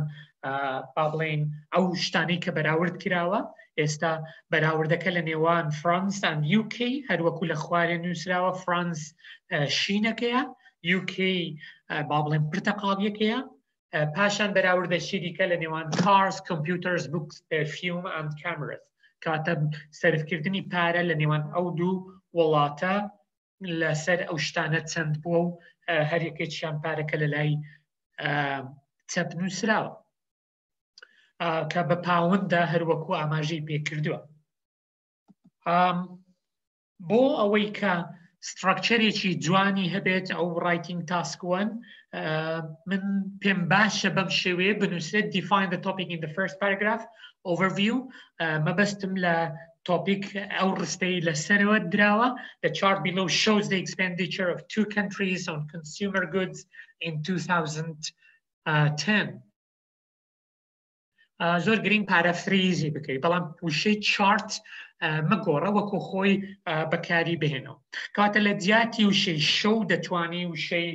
discuss یاخود illustrate یان explain بەکاربێنی. لە جیاتی ئەوەی کە برێ of 2 countries ئەتو دەتوانی برێ between France and UK، کەواتە تو چیت کرد پارافریزت کرد. ساڵەکە ناتوانی بیگۆڕی، بەڵام دەتوانی بڵێ 10 years ago بۆ نمونە. goods یاخود دەتوانی بڵێ materials. expenditure یعنی expense یان how much they spend. کەواتە چیمان کرد لە پاراگرافی یەکەم ئێمە ڕستەکەمان یاخود تۆپیکەکەمان وەکو خۆی نووسیەوە تەنها پارافریزی تۆپیکەکەمان کرد لە 1-2 ڕستە. کەواتە دەتوانم ڕستەیەکی دیکەش زیاد بکەم، ڕستەی دووەم، بەس دەڵێم the comparison is between cars, computers, books, perfumes and cameras. من چیم کرد لە پاراگرافی یەکەم بەس معلوماتەکەم بە شێوەیەکی گشتی وەکو خۆی نووسیەوە و ڕستەی سەرەوەم پارافریز کرد. ڕستەی دووەم کە بەس نووسیم the comparison is between ئەو شتە و شتە ئەوەندەم لە بۆی زیاد کرد. ئەگەر بەس ئەوەندە بنووسی وەکو سەرەتا و هیچ غەڵەتێکی تێدا نەکەی ئەمە دەستپێکێکی باش دەبێت و تەشجیعێکی باش دەبێت بۆ ئەوەی بتوانی کۆنتڕۆڵی ئەو ڕایتینگە بکەیت چونکە شلەژان لە بیدایەتەوە وا دێ دەکات لە دواتریش خراپ بی و پاراگرافەکان بەباشی نەنووسی. لە پاراگرافی دووەم و سێم من پێم باشە بۆ فرانس تەرکیز لەسەر یەک دووەچیان بکەیت بۆ نمونە کەشینەکەیە ئەگەر بکرێت پاراگرافێک تەنها لەبارەی فەڕەنس بێت پاراگرافێک تەنها لەبارەی یوکەی بێت تێکەڵی یەکتریان نەکەی و لەبەرچی تێکەری یەکتریان نەکەی چونکە کە لێرانە باسی پێوەرەکانی هەڵسەنگاندنم کرد کە بەشی دووەمە پەیوەندی نێوان ڕستەکانە تو لە هەر پاراگرافێک دەبێ ڕستەکان پەیوەندیان بە یەکتری و بە یەک مۆزوع هەبێت یەک تۆپیک بێت بۆ ئەوەی کە پەیوەندیان بەیەکەوە هەبێت پێویستە تێکەری یەکتریان نەکەی ئەو پاراگرافی کە لەباری فرانس دەنووسی بۆ نمونە لەگەڵ و پاراگرافی لەباری یوکەی دەنووسی باشترە تێکەریان نەکەی تاوەکو کۆهێرانس و کۆهیژن واتە پەیوەندی لە نێوان ڕستەکان دروست بکەیت. شتێکی دیکە کە دەتوانی ئەنجامی بدەیت بەکارهێنانی ئامرازی پەیوەندی لە نێوان ڕستەکان وشەی زۆر زۆر سادەنە ئەمە دوو ئیسیفادەی هەیە ئەگەر ئەم وشانە بەکاربێنی دوو ئیسیفادەی هەیە. ئیسیفادەی یەکەم پیشاندانی پەیوەندیە لە نێوان ڕستەکان کە 125 لەسەرە. ئیسیفادەی دووەم ڤۆکابلەری زیاتر بەکاردێنی واتە ڤۆکابلەری جیاواز بەکاردێنی تۆ کەواتە 125 دیکەشی لەسەرە. تۆ ئەگەر بکرێت چەندانەیەک لەوانە بتوانی فێربی بەڵام دووبارەی دەکەمەوە فێربوون مەبەستم هەر سێ بەشیتی یەکەم سپێلینگ دووەم ماناکەی سێم یان چۆنیەتی بەکارهێنانی بە شێوەیەکی ڕاست و دروست ئەگەر بتوانی چەند دانەیەک لەوانە هەر سێ بەشیان بزانی و بەکاری بێنی بەڕاستی ئەوە زۆر ئیستیفادە دەکەی لە کاتی نووسین. هەندێک تێبینی گشتی دیکە کە تازەش باسم کرد write short sentences قوتابی زۆربەی ئەوانەی کە هەڵەیان هەیە بە حکمی ئەوانەی ئەو قوتابیانەی کە بینیومە و لە سەرەتا داوام لێکردنە شتێک بنووسن تاوەکو هەڵسەنگاندن بۆ ڕایتینگیان بکەم زۆربەیان ڕستەی زۆر دوور و درێژ دەنووسن ڕەنگە پاراگرافێک هیچ نقطەیەکی تێدا نەبێت تەنها لە کۆتاییەکەی نەبێت کەواتە ڕستەی زۆر زۆر دوور و درێژ دەنووسن بۆیە هەڵەی زۆر زۆر زیاتر دەکەن. write short sentences ڕەنگە تەنها سێ وشە بەس بێت بۆ ئەوەی ڕستەیەک دروست بکەیت. پاشان ئیستیفادەیەکی دیکە دەکەی ئەگەر ڕستەی بچووک دروست بکەیت تۆ دەتوانی ئەو ئامرازی پەیوەندیانە یاخود ئەو linking وێردانەی کە تازە پیشانمدان وەکو but however furthermore ئەوانە لە بینی ڕستەکان بەکاربینی و ژمارەی وشەکانت زیاد دەکات پەیوەندی نێوان ڕستەکان زۆر دەبێت ئەمە ئیستیفادەی زۆر دەبێت. use different structures کە مەبەستم بەکارهێنانی چەند شێوازێکی ڕستەی جیاوازە کە ڕەنگە بە عەمەلی پیشانیتانی بدەم باشتر بێت. آخر تێبینیم زۆر گرنگە بیزانی کە use the words you know well دووبارە تەرکیز لەسەر سێ بەشەکەی وشە دەکەمەوە ئەگەر بە تەواوی نایزانی بەکاری نەهێنی باشترە چونکە ئەگەر سپێلینگەکەت هەڵت بێت یاخود ئەگەر واتاکەی تەواو نەزانی یاخود ئەگەر بەکارهێنانەکەی تەواو نەبێت ئەمە وا دەکات ژمارەی غەڵەتەکانت زۆرتر دەبێت لە ڕایتینگ وەکە ژمارەی غەڵەتەکانت زۆرتر بوو نمرەی زیاتر لە دەست دەدەیت.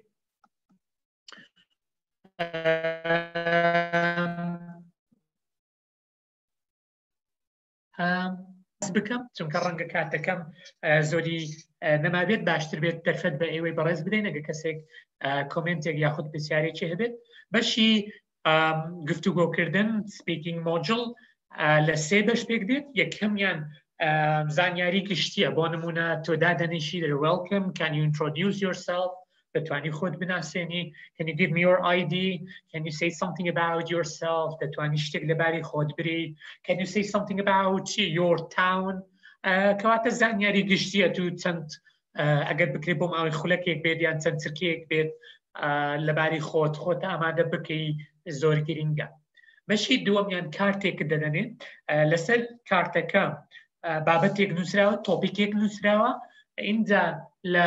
بت تۆپیکەکە چەند پرسیارێک کراوە دەرێک بۆ ماوەی دقەیەک یاخود 2 دقە لەبارەی ئەو بابەتە قسە بکە لە کاتی قسەکردن زۆر گرنگە وەڵامی ئەو پرسیارانە بدەیەوە پرسیارەکان مەخوێنەوە کە وەڵام دەدەیەوە کە قسە دەکەی کە دەست بە قسەکردن دەکەی پرسیارەکان مەخوێنەوە تەنها وەڵامەکەی خۆت بڵێ و یەک تێبینی دیکەش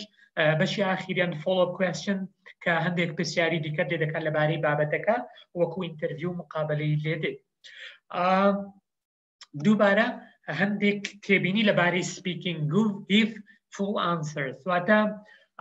لەوانەیە یەکێک لە پرسیارەکەم بۆ نمونە دەرێتن are you a student or a teacher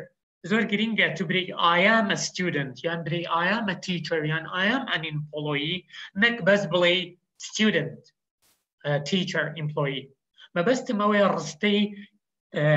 complete sentence بڵێ full answers بڵێ کە قسە دەکەی و speak clearly محاولە بکە ئەو وشانەی کە بەکاری دێنی هەر وەکو لە بیدایەت وتم ئەو وشانە بەکاربێنە کە دەیزانی و هەر سێ بەشیان دەزانی مەبەستم چێ لە هەر سێ بەشی وشەکان مەبەستم ئەوەیە کە پرۆنانسیشنی تەواوە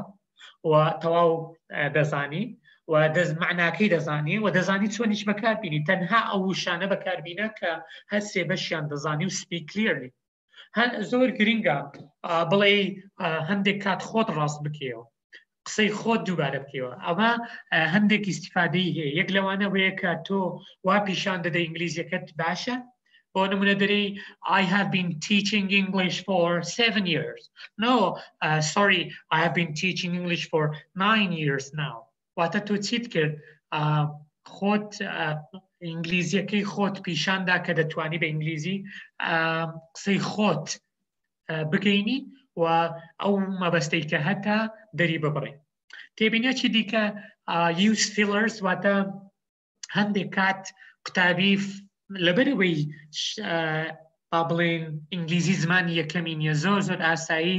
کاتی زیاتری پێویستە بۆ فکرکردنەوە بۆ ئەوەی وشەکە بێتە ناومێشت هەروەها بتوانێ بەکاری بێنێ بە شێوەیەکی تەواو دروستە ناومێشتی خۆی بۆ ئەوەی ئەم کاتە بە بێدەنجی کە ئەم کاتەی فکرکردنەوەیە بە بێدەنجی نەڕوات محاولە کە هەندێک use fillers واتە برێ I mean in other words ئەو شانە بەکاربینە تاوەکو وشەکە دێتە مێشکت و چۆنیەتی بەکارهێنانەکە دێتە مێشکت و چونکە ئێمە دەزانین کە بیرکردنەوە بە زمانێکی دیکەز کاتی زیاتری دەوێت چونکە ناچڕڵ نییە لە بۆمە واتە بە سروشتی بۆ ئێمە نایێت تێبینێکی دیکە don't use the same words a lot یعنی هەمان وشە لە ڕایتینگ و لە سپیکینگ و تێبینیە زۆر گرنگە دووبارە مەکەوە avoid relevant information تاوەکو هەمان وشە بەکار نهێنی لە نووسین و لە قسەکردن پێم باشە ئەو سێ شتە بەکاربینی synonyms antonyms and word family دووبارە ئەمە ئیسیفادەی ئەوەی هەیە کە تۆ وشەی جیاواز بەکاردێنی و ئیسیفادەیەکی دیکە هەیە بە تایبەتی لە word family ئێستا پێت دەڵێن مەبەستم چییە تۆ سترەکچەری جیاواز واتە ڕستەی جیاواز بەکاردێنی بۆ نمونە ئەتو دەڵێ he is clever لە کاتی وەسفکردن یان لە کاتی نووسین ئەو ڕستەیەکی بم شێوێ ئەمە ڕستەیەکی زۆر سادەیە تەنها بۆ ڕوونکردنەوەی مەبەستەکەم نووسیمە کەواتە ئەگەر ویستت جارێکی دیکە بڵێ ئەو زیرەکە پێویست ناکە دووبارە برێ he is clever باشترە برێ he is smart he is intelligent تۆ چیت کرد وشەی جیاوازت بەکارهێنا و بۆ نمونەی دیکە he is a manager in a company دەتوانی بڵێ he manages a firm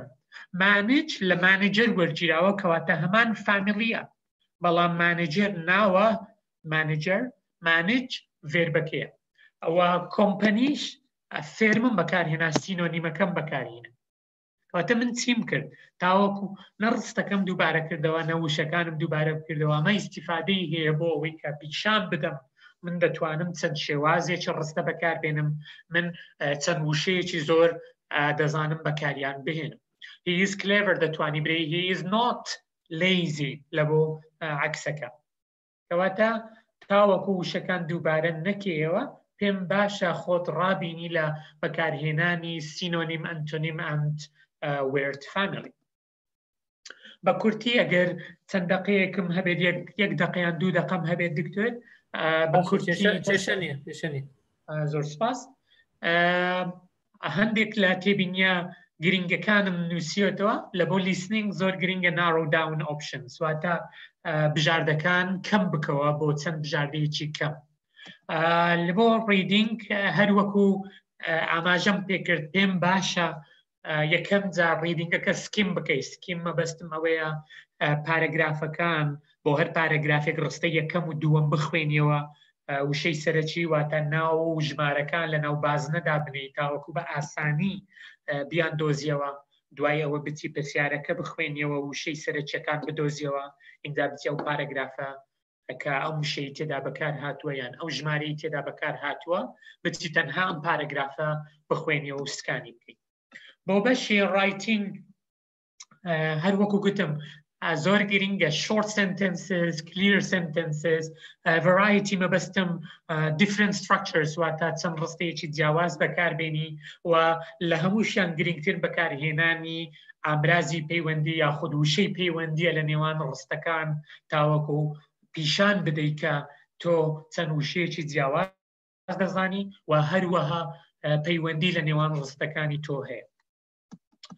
بۆ سپیکینگیش عینەن شت کە هەمان قسەم کرد complete answers ڕستەی کامل بڵێ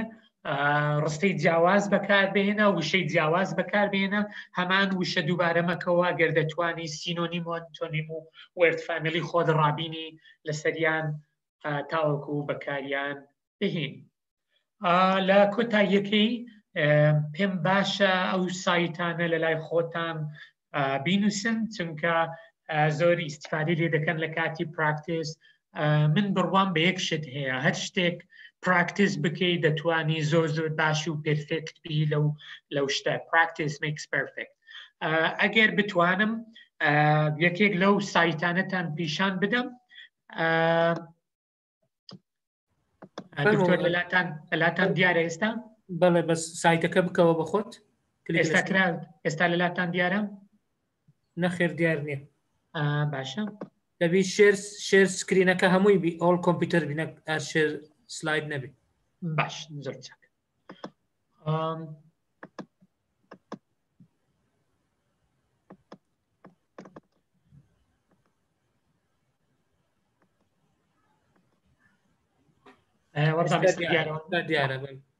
ئەوە یەکێک لەو سایتانەیە کە زۆر ئیسیفادەی هەیە بە ناوی IELTS-up.com بەڵێکە لە سلایدەکە نووسیمە ئێستا پیشانیشتان دەدەم و دووبارە بەشەکانی بەتەنیایە بۆ نمونە نووسراوە تیپس پراکتیس ئەگەر بیکەمەوە بەس بۆ ئەوەی معلوماتتان هەبێ سیر بکەن چواردە تێستی تێدایە هەر سێکشنی یەکەم و دووەم و سێم و چوارەم ئەو پەیوەندی بە یەک تێست هەیە سێکشنی شەشەم بۆ تێستی شەشەم چل پرسیارە سێکشنی 1 2 3 4 ئەگەر هەر دانەیەکیان بکەوە چەند پرسیارێکی تێدایە listen module test 30 minutes for testing and 10 minutes for transferring your answers to the question هەروەکو گوتم چل خولەکت هەیە لە بۆ listening 30 خولەک بۆ لیسنینگی فعلیە دەخولەکی کۆتایی بۆ نەقڵکردنی وەڵامەکانتە بۆ فۆرمەکەی کە پیشانم دای لە کۆتایی کە قسەکان تەواو بوو تۆ دەخولەکت هەیە تاوەکو وەڵامەکان نەقلی سەر ئەو فۆرمەکەی کە لە پێشتا ئەو نمونەیە کە لە پێشتا ئەلێرانە ئەگەر کلیک بکەیت گوێت لە باڵێن ئەو بەشە دەبێت ئەو سێکشنە دەبێت و پرسیارەکانیش لە پێشتا ئەوە پرسیارەکانە دەتوانی وەڵامی بدەیەوە لێرانە show answers هەیە یاخود تۆ دەتوانی بەس چێکدا بگریت تاوەکو بزانی چەند وەڵامت ڕاستە لێرانە پێت دەڵێ لە دە وەڵام دوو دانەت ڕاستە یاخود هیچت ڕاست نییە یا هەر هەمووت ڕاستە و باشترە یەکەم ئەم شێوە بکەی واتە خۆت وەڵام بدەیەوە پێش ئەوەی show answer بکەی واتە وەڵامەکان ببینی تۆ خۆت وەڵامەکان بدەیەوە و جێ بگری ئینجا چێک بکەی تاوەکو بزانین چەند دانەت ڕاستە دواتر بۆ دڵنیابوون show answers بکەین بۆ ئەوەی بچێت سێکشنی پاشان بەزە و سەهمەدا دەگری دەچێ سێکشنی دووەم لە هەمان پرسیارە گرتەمەشا بکەین نووسرا سێکشن 2 questions 11 تاوەکو 20 ئەو ڕقەمانە هەروەک ئەم پرسیارە گرینگە بۆ بەڕێستان بیزانن ئەم شێوازی پرسیارە کەواتە 11 و تاوەکو 15 ئەو مەبەستی چیە 11 هەتاوەکو 15 لە فۆرمەکە کە نەقلی وەڵامەکان دەکەی ABCD. Choose 5 letters A which 5 fitness groups are available at Fitnessland. ئەتو چی دەکەی بەس choose دەکەی. بۆ نمونە کە جێ ڕاگرت A ڕاستە C ڕاستە دەرێت چەند 5 F ڕاستە G H بۆ نمونە ئەو بەس تەنها نمونێ کە نەقلی وەڵامەکان دەکەم لە بۆ فۆرمەکە دەبی ژمارە 11 بەس بنووسم A پێویست ناکە بنووسم یۆگا چونکە دەرێت choose 5 letters A to I بەس لێتەرەکەی دەنووسم ئەگەر بنووسی یۆگا it's wrong غەڵەتە بەس لێتەرەکەی دەنووسم بەس دەنووسم C ئەگەر پێم باشە C لە بۆ ژمارە 12 دەنووسم F لە بۆ ژمارە 13 دەنووسم G لە بۆ ژمارە 14 H لە بۆ ژمارە 15 دەنووسم کەواتە زۆر گرنگە ئەو ژمارانە سیر بکەم لە چەند لە بۆ چەند داوام لێ دەکات بیوە کە گوتی choose letters ئەمن بەس تەنها حرفەکە دەنووسم ئەلێرانە ئەگەر سیر بکەین complete the timetable of group activities below write no more than 2 words تە زۆر گرنگە لە دوو وشە زیاتر بەکار نەهێنی no more than 2 words مەبەستی ئەوەیە 1 و 6 ڕاستە بەڵام نابێ لە 2 و 6 زیاتر 2 و 6 ڕاستە 1 و 6 ڕاستان بێگجار بەڵام نابێ لە 2 وشە زیاتر بەکار بهێندرێ دکتۆر ئەمن قسەکانم تەواو بوو ئێستا دەگەڕێم وڵای جەنابتان دەستت خۆشبی مامۆستا بەندەر زۆر زۆر سوپاس بەڕاستی وێبینارێکی پڕ معلومات بوو و دەستخۆشیت لێ دەکەم کە زۆر بە جوانی هەم بەشەکانت ڕوون کردەوە هەم ئەو ئامۆژگاری و پێشنیازانەی کە لە ئەنجامی چەندین ساڵ خزمەت لەو بوارە و چەندین دەورە و پێگەیاندنی چەندین کەس لەوەی سەرکەوتوو بن لەو تاقکردنەوەانە گەیشتە ئەنجام دەست چاوت خۆشبی زۆر سوپاس لە بۆ کاتەکەشت بەڕێزان لە چاتەکە داوایان کرد کاتی زیاترت بدەمێ هەتا بە سەریع نەڕۆی بەڵام ئەمە پەلەمان لێ نەکردی ئەو نزیکەی سعاتێک بوو قسەکردنەکە بەڵام ئەگەر 2 سعاتیش بی ڕەنگە هەر ناتوانانی بە تەواوی هەموو شتەکان باز بکەی بەڵام بەڕاستی زۆر زۆر باش باسی بابەتەکانت کرد و پەنجەت لەسەر ئەو کێشانە دانا کە زۆربەی هەر زۆری قوتابیان و ئەوانەی دایانوێ تاقیکردنەوە بکەن یان ئەوانەی کردویانە تووشی دەبن من یەک شتی تر ئیزافە دەکەم بۆ مۆدیل و سپیکینگ ئەوەی قسەکردنەکە چکە تەڵەبە زۆری کێشەی لەوەی هەیە ڕەنگە دەڵێ ئەمە لە نووسین باشم بەس لە قسەکردن باش نیمە دەکرێت هەندێک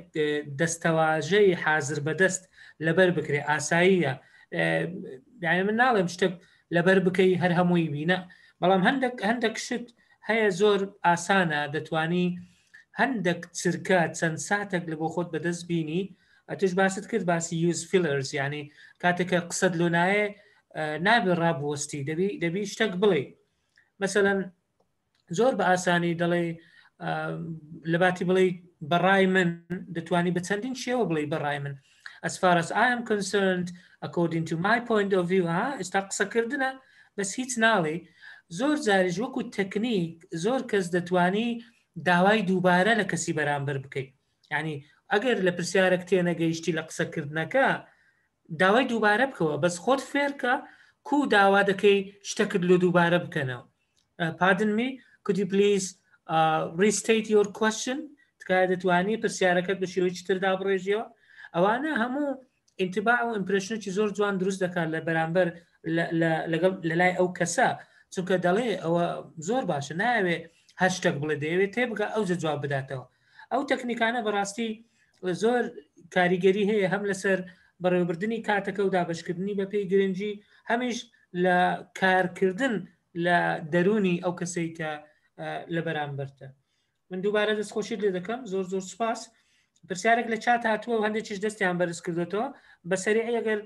پرسیاریان کردووە دارین دەڵێ جیاوازی چیە لە نێوان تۆفڵ و ئایلتس ئەگەر بە شێوەیەکی کورت ینی جیاوازی لە ستراکچەری یاخود فۆرماتی تێستەکە هەیە بەڵام هەندێک زانکۆ دیاری دەکات کە بۆ نمونە تەنها داوای تۆیفڵ دەکات یاخود تەنها داوای ئایلتس دەکات بەڵام هەندێک زانکۆی دیکە دیاری ناکەن دەڵێن بۆ نمرەیەک دادنێن دەڵێن لە 7 IELTS یاخود 5 IELTS لەگەر هاوتاکەی لە تویفل دەتوانین قبوڵی بکەین تاوەکو ببێتە international student کەواتە لە ڕووی فۆرماتەوە جیاوازن لە یەکتری بەڵام جیاوازیەکەیان هەر ئەوەیە کە شێوازی پرسیارەکەی و لە ناوەڕۆکدا هەر زمانی ئینگلیزیە ڕەنگە بابەتەکان جیاواز بن بەڵام فۆرماتەکەی جیاوازە و زانکۆکان هەندێکیان دیاری دەکەن کە با بڵێن کامیان داوا کردووە ئەمەش ینی دکتۆرە گەر مەجال هەبی بکەم لەبارەی داواکردنی IELTS لە هەرێمی کوردستان کە ئەو زانکۆیانە لەبەرچی داوای IELTS دەکەن لە دەرەوەی وڵات چونکە خوێندن لەو زانکۆیانە بە زمانی ئینگلیزیە تاوەکو دڵنیابن لەوەی کە قوتابیەکە دەتوانێت کۆمیونیکیشن واتە وەرگرتن و پێدانی زانیاری بە زمانی ئینگلیزی ئەنجام بدات داوای لێ دەکەن کە با بڵێن ئاستێکی بۆ دیاری دەکەن ئەو ئاستەی هەبێت لە IELTS یاخود تویفل هەر هاوتایەکی دیکەی PTE بێت هەر دانەیەکیان بێت بەڵام لە زانکۆکانی کوردستان کە خوێندن بە زمانی ئینگلیزی نییە من ینی نازانم لەبەرچی داوا دەکرێت کە قوتابی IELTS بێت ئێمە هەمومان ئەوە بەرپرسیارەتی وەکو مامۆستا بەرپرسیارەتی خۆمانە کە زمانی ئینگلیزی فێر بین بەڵام داواکردنی IELTS من بە شتێکی زیادەی دەزانم لە ئێستادا چونکە خوێندن و سەرچاوەکانی زانیاری زۆر بە زمانی کوردی و عەرەبیش هەن بە زمانی ئینگلیزیش هەن لە ئێستادا پێم وایە کە داوایەکی زۆر زیادە لە زانکۆکانی کوردستان چونکە دووبارەی دەکەمەوە چونکە خوێندن بە زمانی ئینگلیزی نییە بەڵام هەموو پسپۆڕیەکان ڕەنگە لە هەندێک پسپۆڕی بە ئینگلیزیە بەڵام منیش هاورام لەگەڵت من شتێکی کەش ئیزافە دەکەم بەڕای من ئیمتیحانی IELTS تەنها بە تەنها پێوەری زانینی ئینگلیزی نییە وەکو خۆت باست کرد ئێستا زۆری باسی تەکنیکت کرد ینی تەکنیکە زیاتر لەگەڵ تایم باوند ینی ڕەنگە 100% نەتوانێت تەقیمت بکە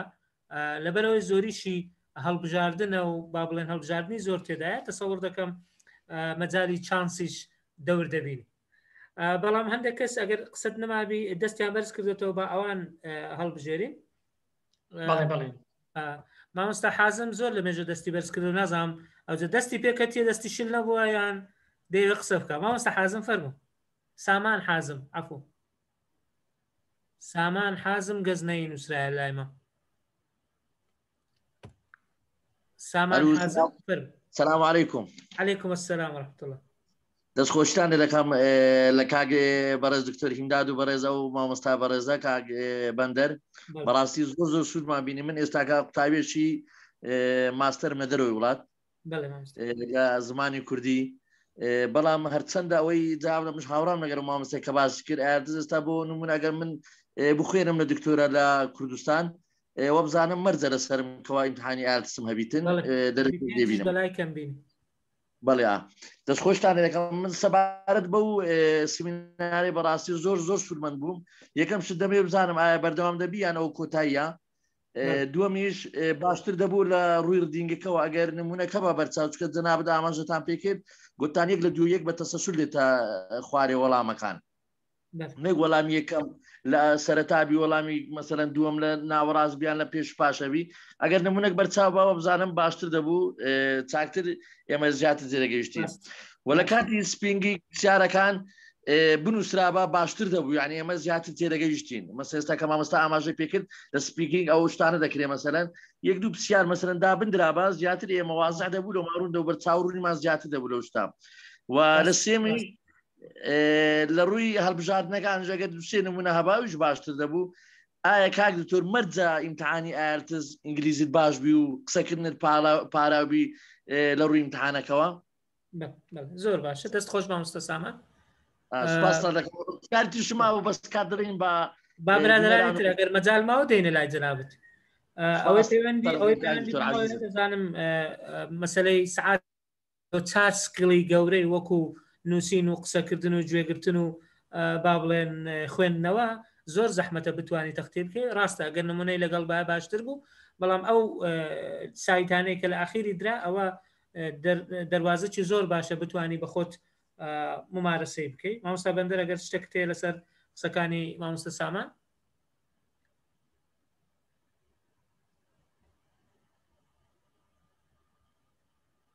مامۆستا بەندەر ئەگەر قسە کتەیە لەسەر وتەکانی مامۆستا سامان گەنا دەچینە پرسیاری تر. من بەڕای من جێت لە منە بەڵێ فەرموو. دەتوانم هەر یعنی لەسەر قسەکانی مامۆستا سامان حەزم گەزنەی زۆر ڕاستە، ینی بە شێوەیە عملی وەکو نەزەری نییە. ینی من ئێستا ئەو شتانی باسم کرد زیاتر لانی با بڵێن تەکنیکی و شێوازی پرسیارەکان بوو، بەڵام بە شێوەیە عملی ئەگەر بتوانین ئەنجامی بدەین زۆری استیفادەی زیاتر دەبێتن. هەروەکو گوتت لە سایتەکانیش کە پیشانمەندە بۆ ئەوەی پراکتیس بکەن دەتوانن با بڵێن استیفادە لەو سایتانە بکەن تاوەکو شێوازی پرسیارەکان بزانن زیاتر مەبەستیان. سەبارەت بە مامۆستا سامان سەبارەت بە بەردەوامبوون و بەردەوام نەبوونی گوتمان لە ئاخیری شتێک دەڵێن ڕەنگە ئامادەکاری بۆ تاقیکردنەوەی ئایلتس پێویستی بە کورسی تایبەتە، کورسێک کە تەسەوڕ دەکەم لە خلالی 6 تا 8 ساعتی پێویستی لەوەی بتوانانی وەکو ئەوی داوات کرد لە هەر سکیلێک لەو سکیلانە و لە هەر با بڵێن کارامەیەک و بەهرەیەک بتوانن بە عملی ئیشەکە بکەن. مامۆستا دڵشاد جعفەر فەرموو. ئەو کاتتان باش، زۆر سوپاس بۆ دەرسەکە. طبیعی ئەمن دکتۆر جانەت و دکتۆر ینی مامۆستام بووی ماشەڵڵا کوالیفایدی لۆ هەموو شتەچیە، بەسەوە دکتۆر بەندەریش هەر ئەوها ماشەڵڵا فامیلی ئەو شتە، ینی بۆ ماوەیە وێراستیە دەستان مامۆستا بەندەر برامە کاکە خۆشحاڵیەوە بەشانازیەوە استفادەی هەبوو لەبەر برایەتی داوەتم نەکرد لەبەر زیرەکی گوتم با بە خۆتان ناتەواوە دەست چاوتان خۆش بی. دوو پرسیارم هەبووەتە وەختەکەی نەگرن. یەکەم جار بەڕاستی پرسیار یەکەم ئەوەیە ئایا ئەگەیەکێک ئایلتس بکە جاری دووەم کە دەکاتەوە هیچ تەئسیر لە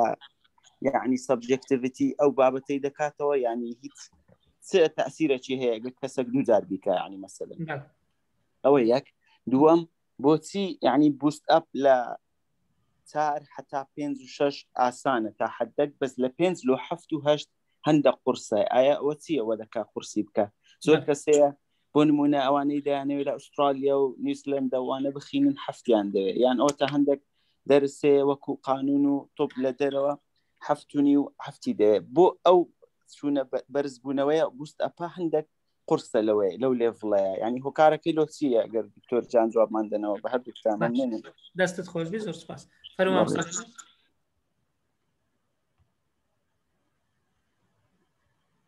مامۆستا بەندەر مایکەکەت قەپات مەکە، مجارە دوای لە بیرمان دەچی ئەتۆری تو بەهەر کراوەبی. فەرموو. باشە، زۆر سوپاس.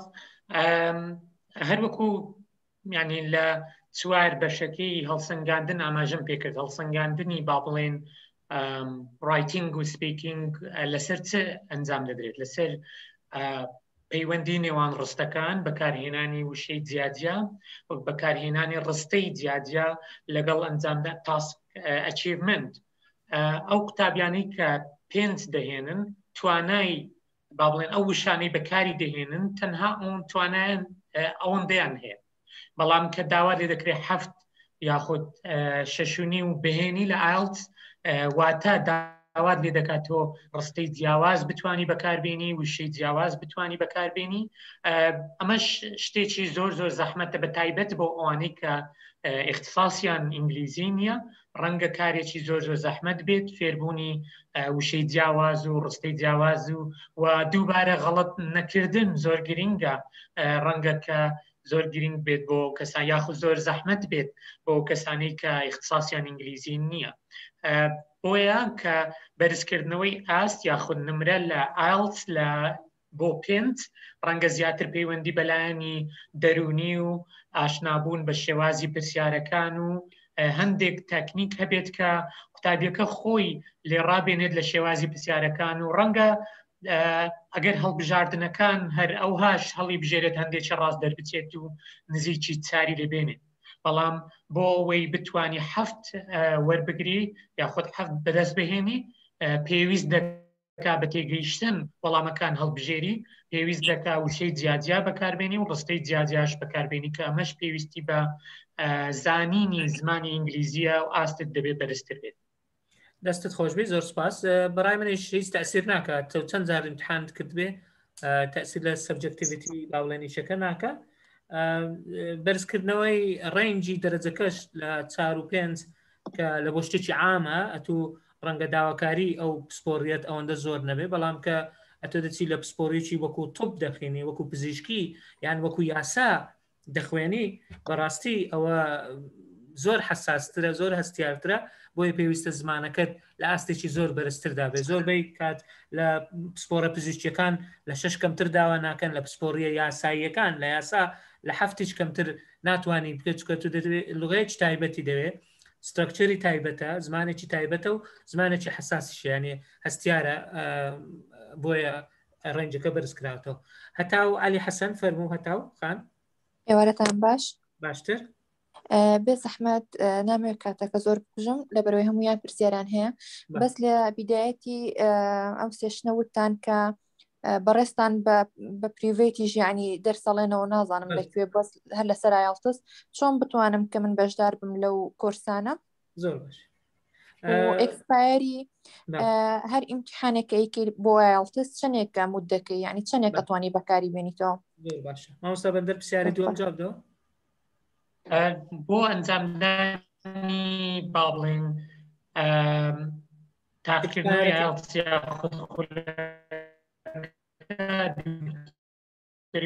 بزانم باسی کرد ئەکسپایرەکەی چەندە؟ 2 ساڵە؟ دەنگت نەکرایتەوە مامۆستا بەندەر، دەنگت بکەوە. مایک.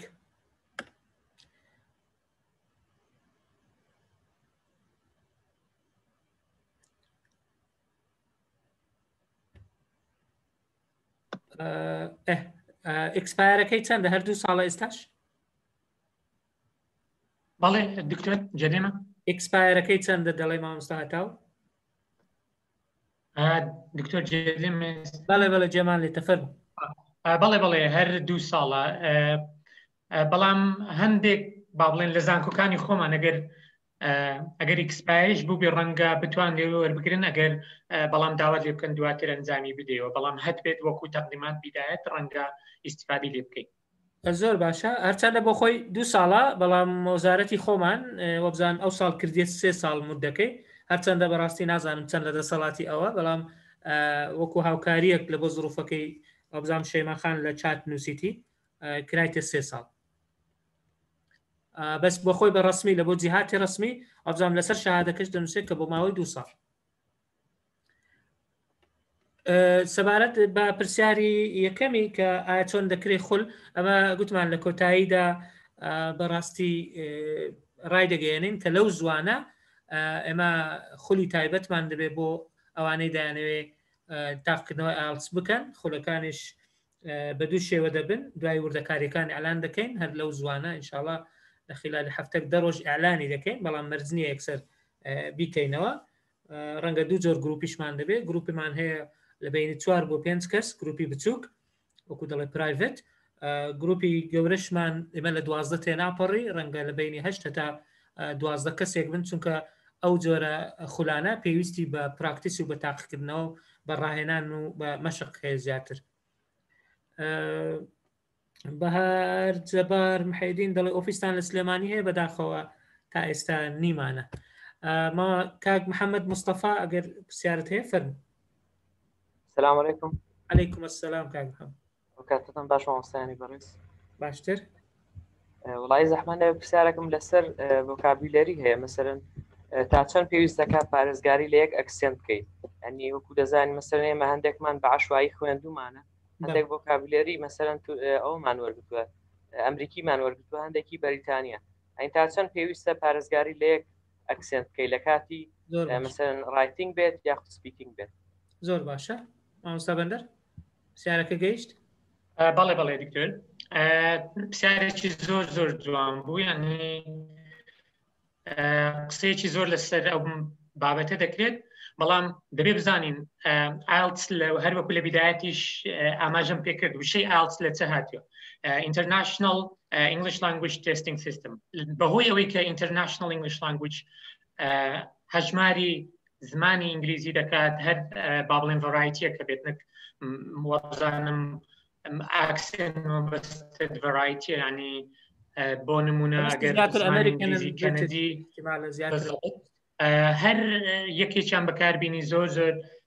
ئاساییە بەڵام زمانی ئینگلیزی بێت واتە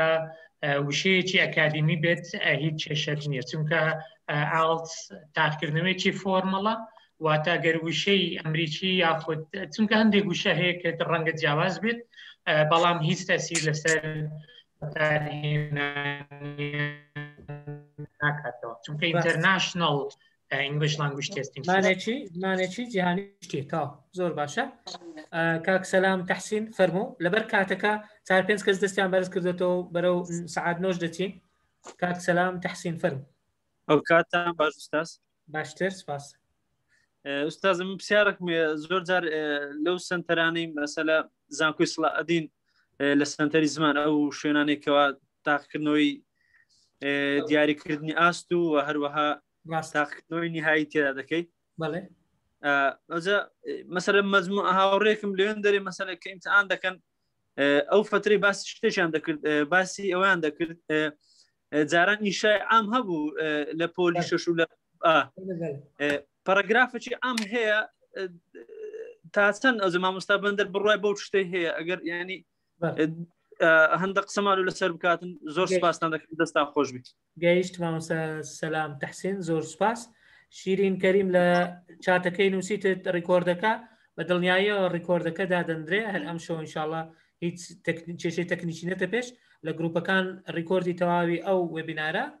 دادەنێن و لە پیجی مێگاماین پلەسیش بڵاوی دەکەینەوە مامۆستا بەندەر ئەگە بە کورتی لەسەرەوە ئینشای ئامەی کە باز دەکا دوای ئەوە ئەڤین خان ئەڤین حەکیم بەڕاستی من ینی دەبێت بیگۆڕم بە نەوعی دیکە ئینشایەکە بە کاملی ناتوانانی بەڵام ستراکچەرەکەی هەروەکو دیاریمان کرد تۆ دەتوانین لە پارەگرافی دوو ڕستە بەس لە تۆپیکەکە دروست بکەیت کە ستراکچەرێکی باڵێن جێگیری هەیە دواتریش هەندێک شێوازی ڕستە هەیە ئەگەر بتوانی دروستیان بکەیت و بەکاریان بێنی ئەو ستراکچەرانە بەڵێت جێگیرن بەڵام ینی وەکو ئینشای عامەکە نییە چونکە ئینشای عامەکە ڕەنگە هیچ نەگۆڕی یاخود بەس تۆپیکەکە دەگۆڕی بەڵام من پێت دەڵێم کە ستراکچەر هەیە دەتوانی زۆر بە ئاسانی و بەڵام بە عەمەلی کۆنتڕۆڵی بکەیت ئەگەر کەسێک لەگەرت بێت دەتوانی بۆ نمونە 5-6 زۆر ڕستە هەیە بتوانی دروستی بکەیت لە کاتی نووسین و تەنانەت بۆ سپیکینگیش ئیسیفادەی لێ بکەیت زۆر باشە ئەڤین حەکیم عومەر فەرموو دەستان خۆش بی مامۆستا بەندەری ئازیز زۆر بەسوود بوو بەس پرسیارێکم هەیە کە گوتت لە ڕایتینگ گوتت تا شۆرت سنتێنس بەکاربیینی باشترە و طبیعی لە ئەکادمیک ڕایتینگ وابزانم جۆرەکانی ستراکچەری سنتێنس لۆ نمونە سیمپل و کۆمپاوند و کۆمپلێکس و کۆمپاوند کۆمپلێکس هەرچەند زیاتر جۆرەکانی زیاتر بی بەکاربیینی وابزانم باشترە ئەگەر ئەوانە بەکاربیینی یعنی طبیعی بەخۆ ڕستەکە درێژ دەبیتەوە لۆ منە کۆمپلێکس سنتێنس یان کۆمپاوند کۆمپلێکس ڕستەکە بەخۆی درێژ دەبیتەوە یعنی لەو حاڵەتە بواز لێبینی لە کۆمپلێکس و کۆمپاوند کۆمپلێکس باشترە یان هەر شۆرت سنتێنسەکە دروست بکەی باشترە گەیشت دانا حەکیم محمود ئەگەر بێوێ قسە بکە یەکێک کە دەستی برز کردوتەوە لە لای من ئایفۆن دەرچووە ئایفۆن ڤۆن گاڵا کاک دانا فەرموو کاک دانا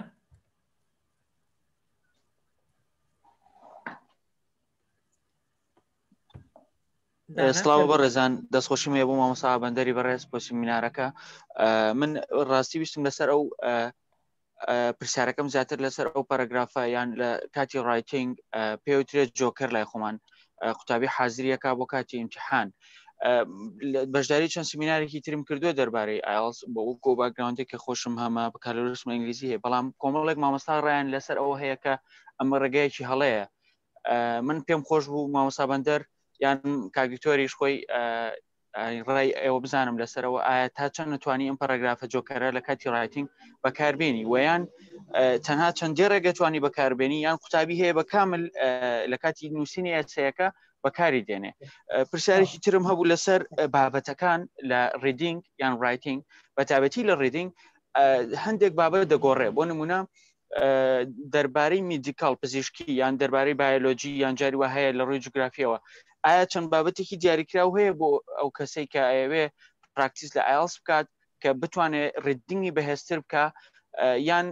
کەوتوتەوە سەر ئاسی ڕۆشنبیری خوێندنەوەی ئەو کەسە ئەو یان وەکو چانسێک بۆی دەرەچێت یان نسیبێک لەو کاتە کە چ بابەتێک دێتەوە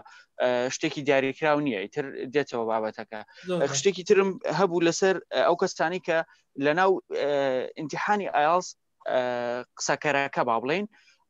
دیالکتەکەی یان با بڵێن ئەکسنتەکەی دیاریکراوە یان قوتابی ئەتوانێت تەرکیز بکات لەسەر ئەکسنتێکی ئەمریکا بریتیش یا هەر نیوزیلندی هەر ئەکسنتێکی تر یان ئەوەش هەر چانس و یانسی بە و لەوانەیە گوێگر ئەبێت خۆی ئاستی گوێگرتنی بەهێز بێت بۆ ئەوی بتوانێت ڕپلایان ئینەکان با بڵێن پرسیارەکان وەڵام باتەوە. زۆر سپاس دەستخۆشیم هەیە بۆتان. دوو پرسیاری زۆر معقول زۆر لەجێ دەست چاوت خۆش مامۆستا بەندەر ئەمن ئەویش وای نەگوتێ منیش لەگەڵ ئەوە نیم بڵێن ئینشای جۆکەر هەبێ یان پەرەگرافی جۆکەر هەبێ وەکو ڕوونکردنەوەشرا سترکچەر هەیە دەکرێت وەکو کلێشێک سیر بکرێ وەکو ئەوی گوتمان چۆن لە قسەکردن فیلەرس هەیە گاپ فیلەرس هەیە لە نووسینیش ئەو شتانە هەن دەکرێت هەندێک شت هەیە ڕێک بخەی وەکو دەڵێ دەستەواژەی حازر بەدەستن بەڵام دەتوانانی تۆپیکەکەی ناوی بگۆڕی بەڵام بڵێ ئینشایەکی عام هەیە یان پەرەگرافێکی عام هەیە جۆکەرە من بۆ خۆم لەگەڵ ئەوە نیم بە مەجای ئەویش بدەم جواب بداتەوە لەبەر کاتەکە ڕەنگە ئاخر پرسیار بێ فەرموو مامۆستا بەندەر. لە بۆ پرسیاری یەکەم لەبارەی بەکارهێنانی باڵێن simple compound complex and complex compound sentence ینی هەروەکو گوتم چەندی variety of grammatical structure بەکاربینی چەند زۆر ڕستەی جیاواز بەکاربینی زۆر باشە. ئەڤین خۆی مامۆستای ئینگلیزیە ڕەنگە معلوماتی زۆر هەبێت لە زمانی ئینگلیزی و بتوانی با بڵێن ئەو ڕستانە بەکاربینی بەبێ غەڵەت بۆیە پێم باشە بەکاری بینی بەڵام بۆ کەسێک ئەگەر اختصاصی ئینگلیزی نەبێت پێم باشە هەروەکو پێشنیارە ئەو قسانی دیکەین هەموو پێشنیارە پێمان باشە کە ڕستەی کورت و پوخت با بڵێن بەکاربینی لەبەر چیش باسم کرد تاوەکو کەمترین هەڵی تێدا بکات چونکە نمرە لەسەر ئەنجامدانی هەڵە و ڤەرایەتی با بڵێن vocabulary range چەند وشەی جیاواز بەکارهێنا نمرە لەسەرەوان وەردەگری بەڵام ئەگەر بتوانی کۆمپاوند و کۆمپلکس کۆمپاوند سنتنس بەکاربینی طبعا باشترە چونکە بەشی چوارەمی کە دەرەجەی لە سەدا دەندری هەروەکو گوتم grammatical range واتە ڕستەی جیاواز دەرەجەی باشتر لەو خاڵە وەردەگری بەڵام ئەگەر ئەو جۆرە ڕستە بەکاربینی و غەڵەتی تێدا بێت طبعا نمرەی زیاتر لە دەست دەدەیت بۆیە پێم باشترە بۆ کەسانی کە ناتوانن با بڵێن compound and complex sentence دروست بکەن بەس سێ چار وشە بەستە لە بۆ ڕستەیەک تاوەکو بتوانی فکری خۆتی تێدا بگەینی و تاوەکو بتوانی linking word بەکاربێنی لە نێوانیاندا بۆ ئەو دایلێکتەکە هەروەکو دووبارەی دەکەم و یعنی IELTS is International English Language Testing System کەواتە ئەو دایلێکتی کە بەکاردێ سەرف با بڵێن ئوسترالی نییە یاخود بەریتانی نییە بەڵکو دایلێکتێکی با بڵێن گشتیە جیهانیە کە هەر کەسێک دەتوانێت تێی بگات بەڵام دڵنیا بە لەوەی ئەگەر کەسێک بە با بڵێن بە سکۆتلەندیەکی قسە بکات ڕەنگەی ئینگلتەڕاش تێی نەکات نەک من کە لە کوردستان و ڕەنگە ئینگلیزی زمانی سێمیشم بێت بۆیە ئەو کەسانی کە قسە دەکەن لە بەشی لیسنینگ بە تایبەتی وابزانم مەبەستەکەتەوە بوو لەگەڵ بەشی سپیکینگ زمانێکی ئینگلیزی بەکاردێنن کە زمانێکی ئینتەرناشنەڵە و ئەکسنتەکەیان ئەکسنتێکی وازەحە چونکە ئەوان دەزانن کە ئەو کەسانی تاقیکردنەوەکە ئەنجام دەدەن ئینتەرناشنەڵ ستودنتن و ئەو زمانی کە پێویستیانە ئینتەرناشنەڵ ئینگلیش لانگویج پێویستی زۆر باشە داستان تارق پرسیارێکی کردێ سێ جار دووبارە کردەوە دیارە زۆر مەبەستیتی وەڵام وەربگری Is it possible to answer reading passages from easy to difficult؟ ئایا گونجاوە ریدینگ پاسیجەکان ینی قەتعەکان لە ئاسان بەرەو زەحمەت جواب بدەوە بەبێ ئەوەی تەسەلسولەکەی خۆی بێ یان نە. ئەوەم بە شێوازێکی دیکە وەڵام داوە، ینی گوتم یەکێک لەو زەحمەتیانەی امتحانی IELTS کاتەکەیە دوو کاتێکی دیاریکراوت هەیە 6 خولەکت هەیە بۆ 3 ریدینگ پاسیج تۆ ناتوانانی کاتی تەواو بدێ پرسیارەکان بۆیە لە جیاتیەوەی بەڵێم ئاسان و گران ئەم وشەی زانین و نەزانین بەکاردێن. ئەگەر وەڵامی یەکیانە دزانی دۆزیتەوە لە ناو ریدینگ پاسیجەکە چونکە تەنها بە دۆزینەوەیە وەڵامی پرسیارەکانی ریدینگ تەنها دۆزینەوەیە. ئەگەر توانیت بدۆزیەوە لە کاتێکی دیاریکراو کە بۆ خۆت دادناوە لەو کاتە وەڵامی و پرسیارانە بدەیەوە زۆر باشە، بەڵام ئەگەر نەدۆزیەوە باشترە بچیە پرسیاری دواتر دوایی ئەگەر کاتت هەبوو کاتت ما بگەڕێەوە سەرەوانەی کە وەڵامت نەداوەتەوە. من وشەی ئاسان و گران بەکار نایەنم، وشەی دۆزینەوە و نەدۆزینەوە یاخود هەبوون و نەبوون لە ناو ریدینگ پاسیجەکە بەکاردێن. دەستت خۆشبی زۆر سپاس. ئایفۆن ڤۆن گاڵە لەلای من ئەوها دەرچووە ئەوە چێ با دەوێت قسەکە با فەرمی فرم خۆت بناسێنە و فەرم. سلااو دکتۆر ئەو کاتتان باش باشتر. سلااو مامۆستا بەندەرە و کاتت باش. من ناوم گەڵایە قوتابی مەرحلەچاری ئینگلیزیمە. یەک پرسیارم هەیە لەسەر بەشی ڕایتینگ لە مامۆستا بەندەری. ئەمە دەزانی لە کاتی نووسینی ئێسەی ئەمە تایپس ئۆف ئێسەیمان هەیە. پرسیارەکەی من لێرە ئەوەیە ئایا دەتوانین بە شێوەی لۆجیکل دیڤیژن هەموو نەوع ئێسەیەکی بنووسین لەسەر ئەو تۆپیکانی کە دەماندرێتێ یانیش دەبی بزانین لەسەر هەر تایپەک لە تایپەکانی ئێسەی کو بنووسین چکم سترەکچەرەکانیان هەمویان جوایزە یعنی کودەیان نووسی ئەوە پرسیارەکە بۆ زۆر سپاس. زۆر سپاس مامۆستا بەندەر. ئەگەر بە کورتیبی لەبەر کاتەکە تەواوی دەکەیت فەرم. زۆر باشە. تاسکی یەکەم گەڵاخان پرۆسس ئێسەیە، ینی زۆر گرنگە بۆ ئەوەی لە تاسکی یەکەم باشبی معلوماتی هەبی لەسەر پرۆسس ئێسەی. پرۆسس ئێسەی واتە وەسفکردنی با بڵێن پرۆسەیەک first to next to after that و ئەوانەی تێدایە ڕەنگە بە عەمەلی بێت باشترە. بەڵام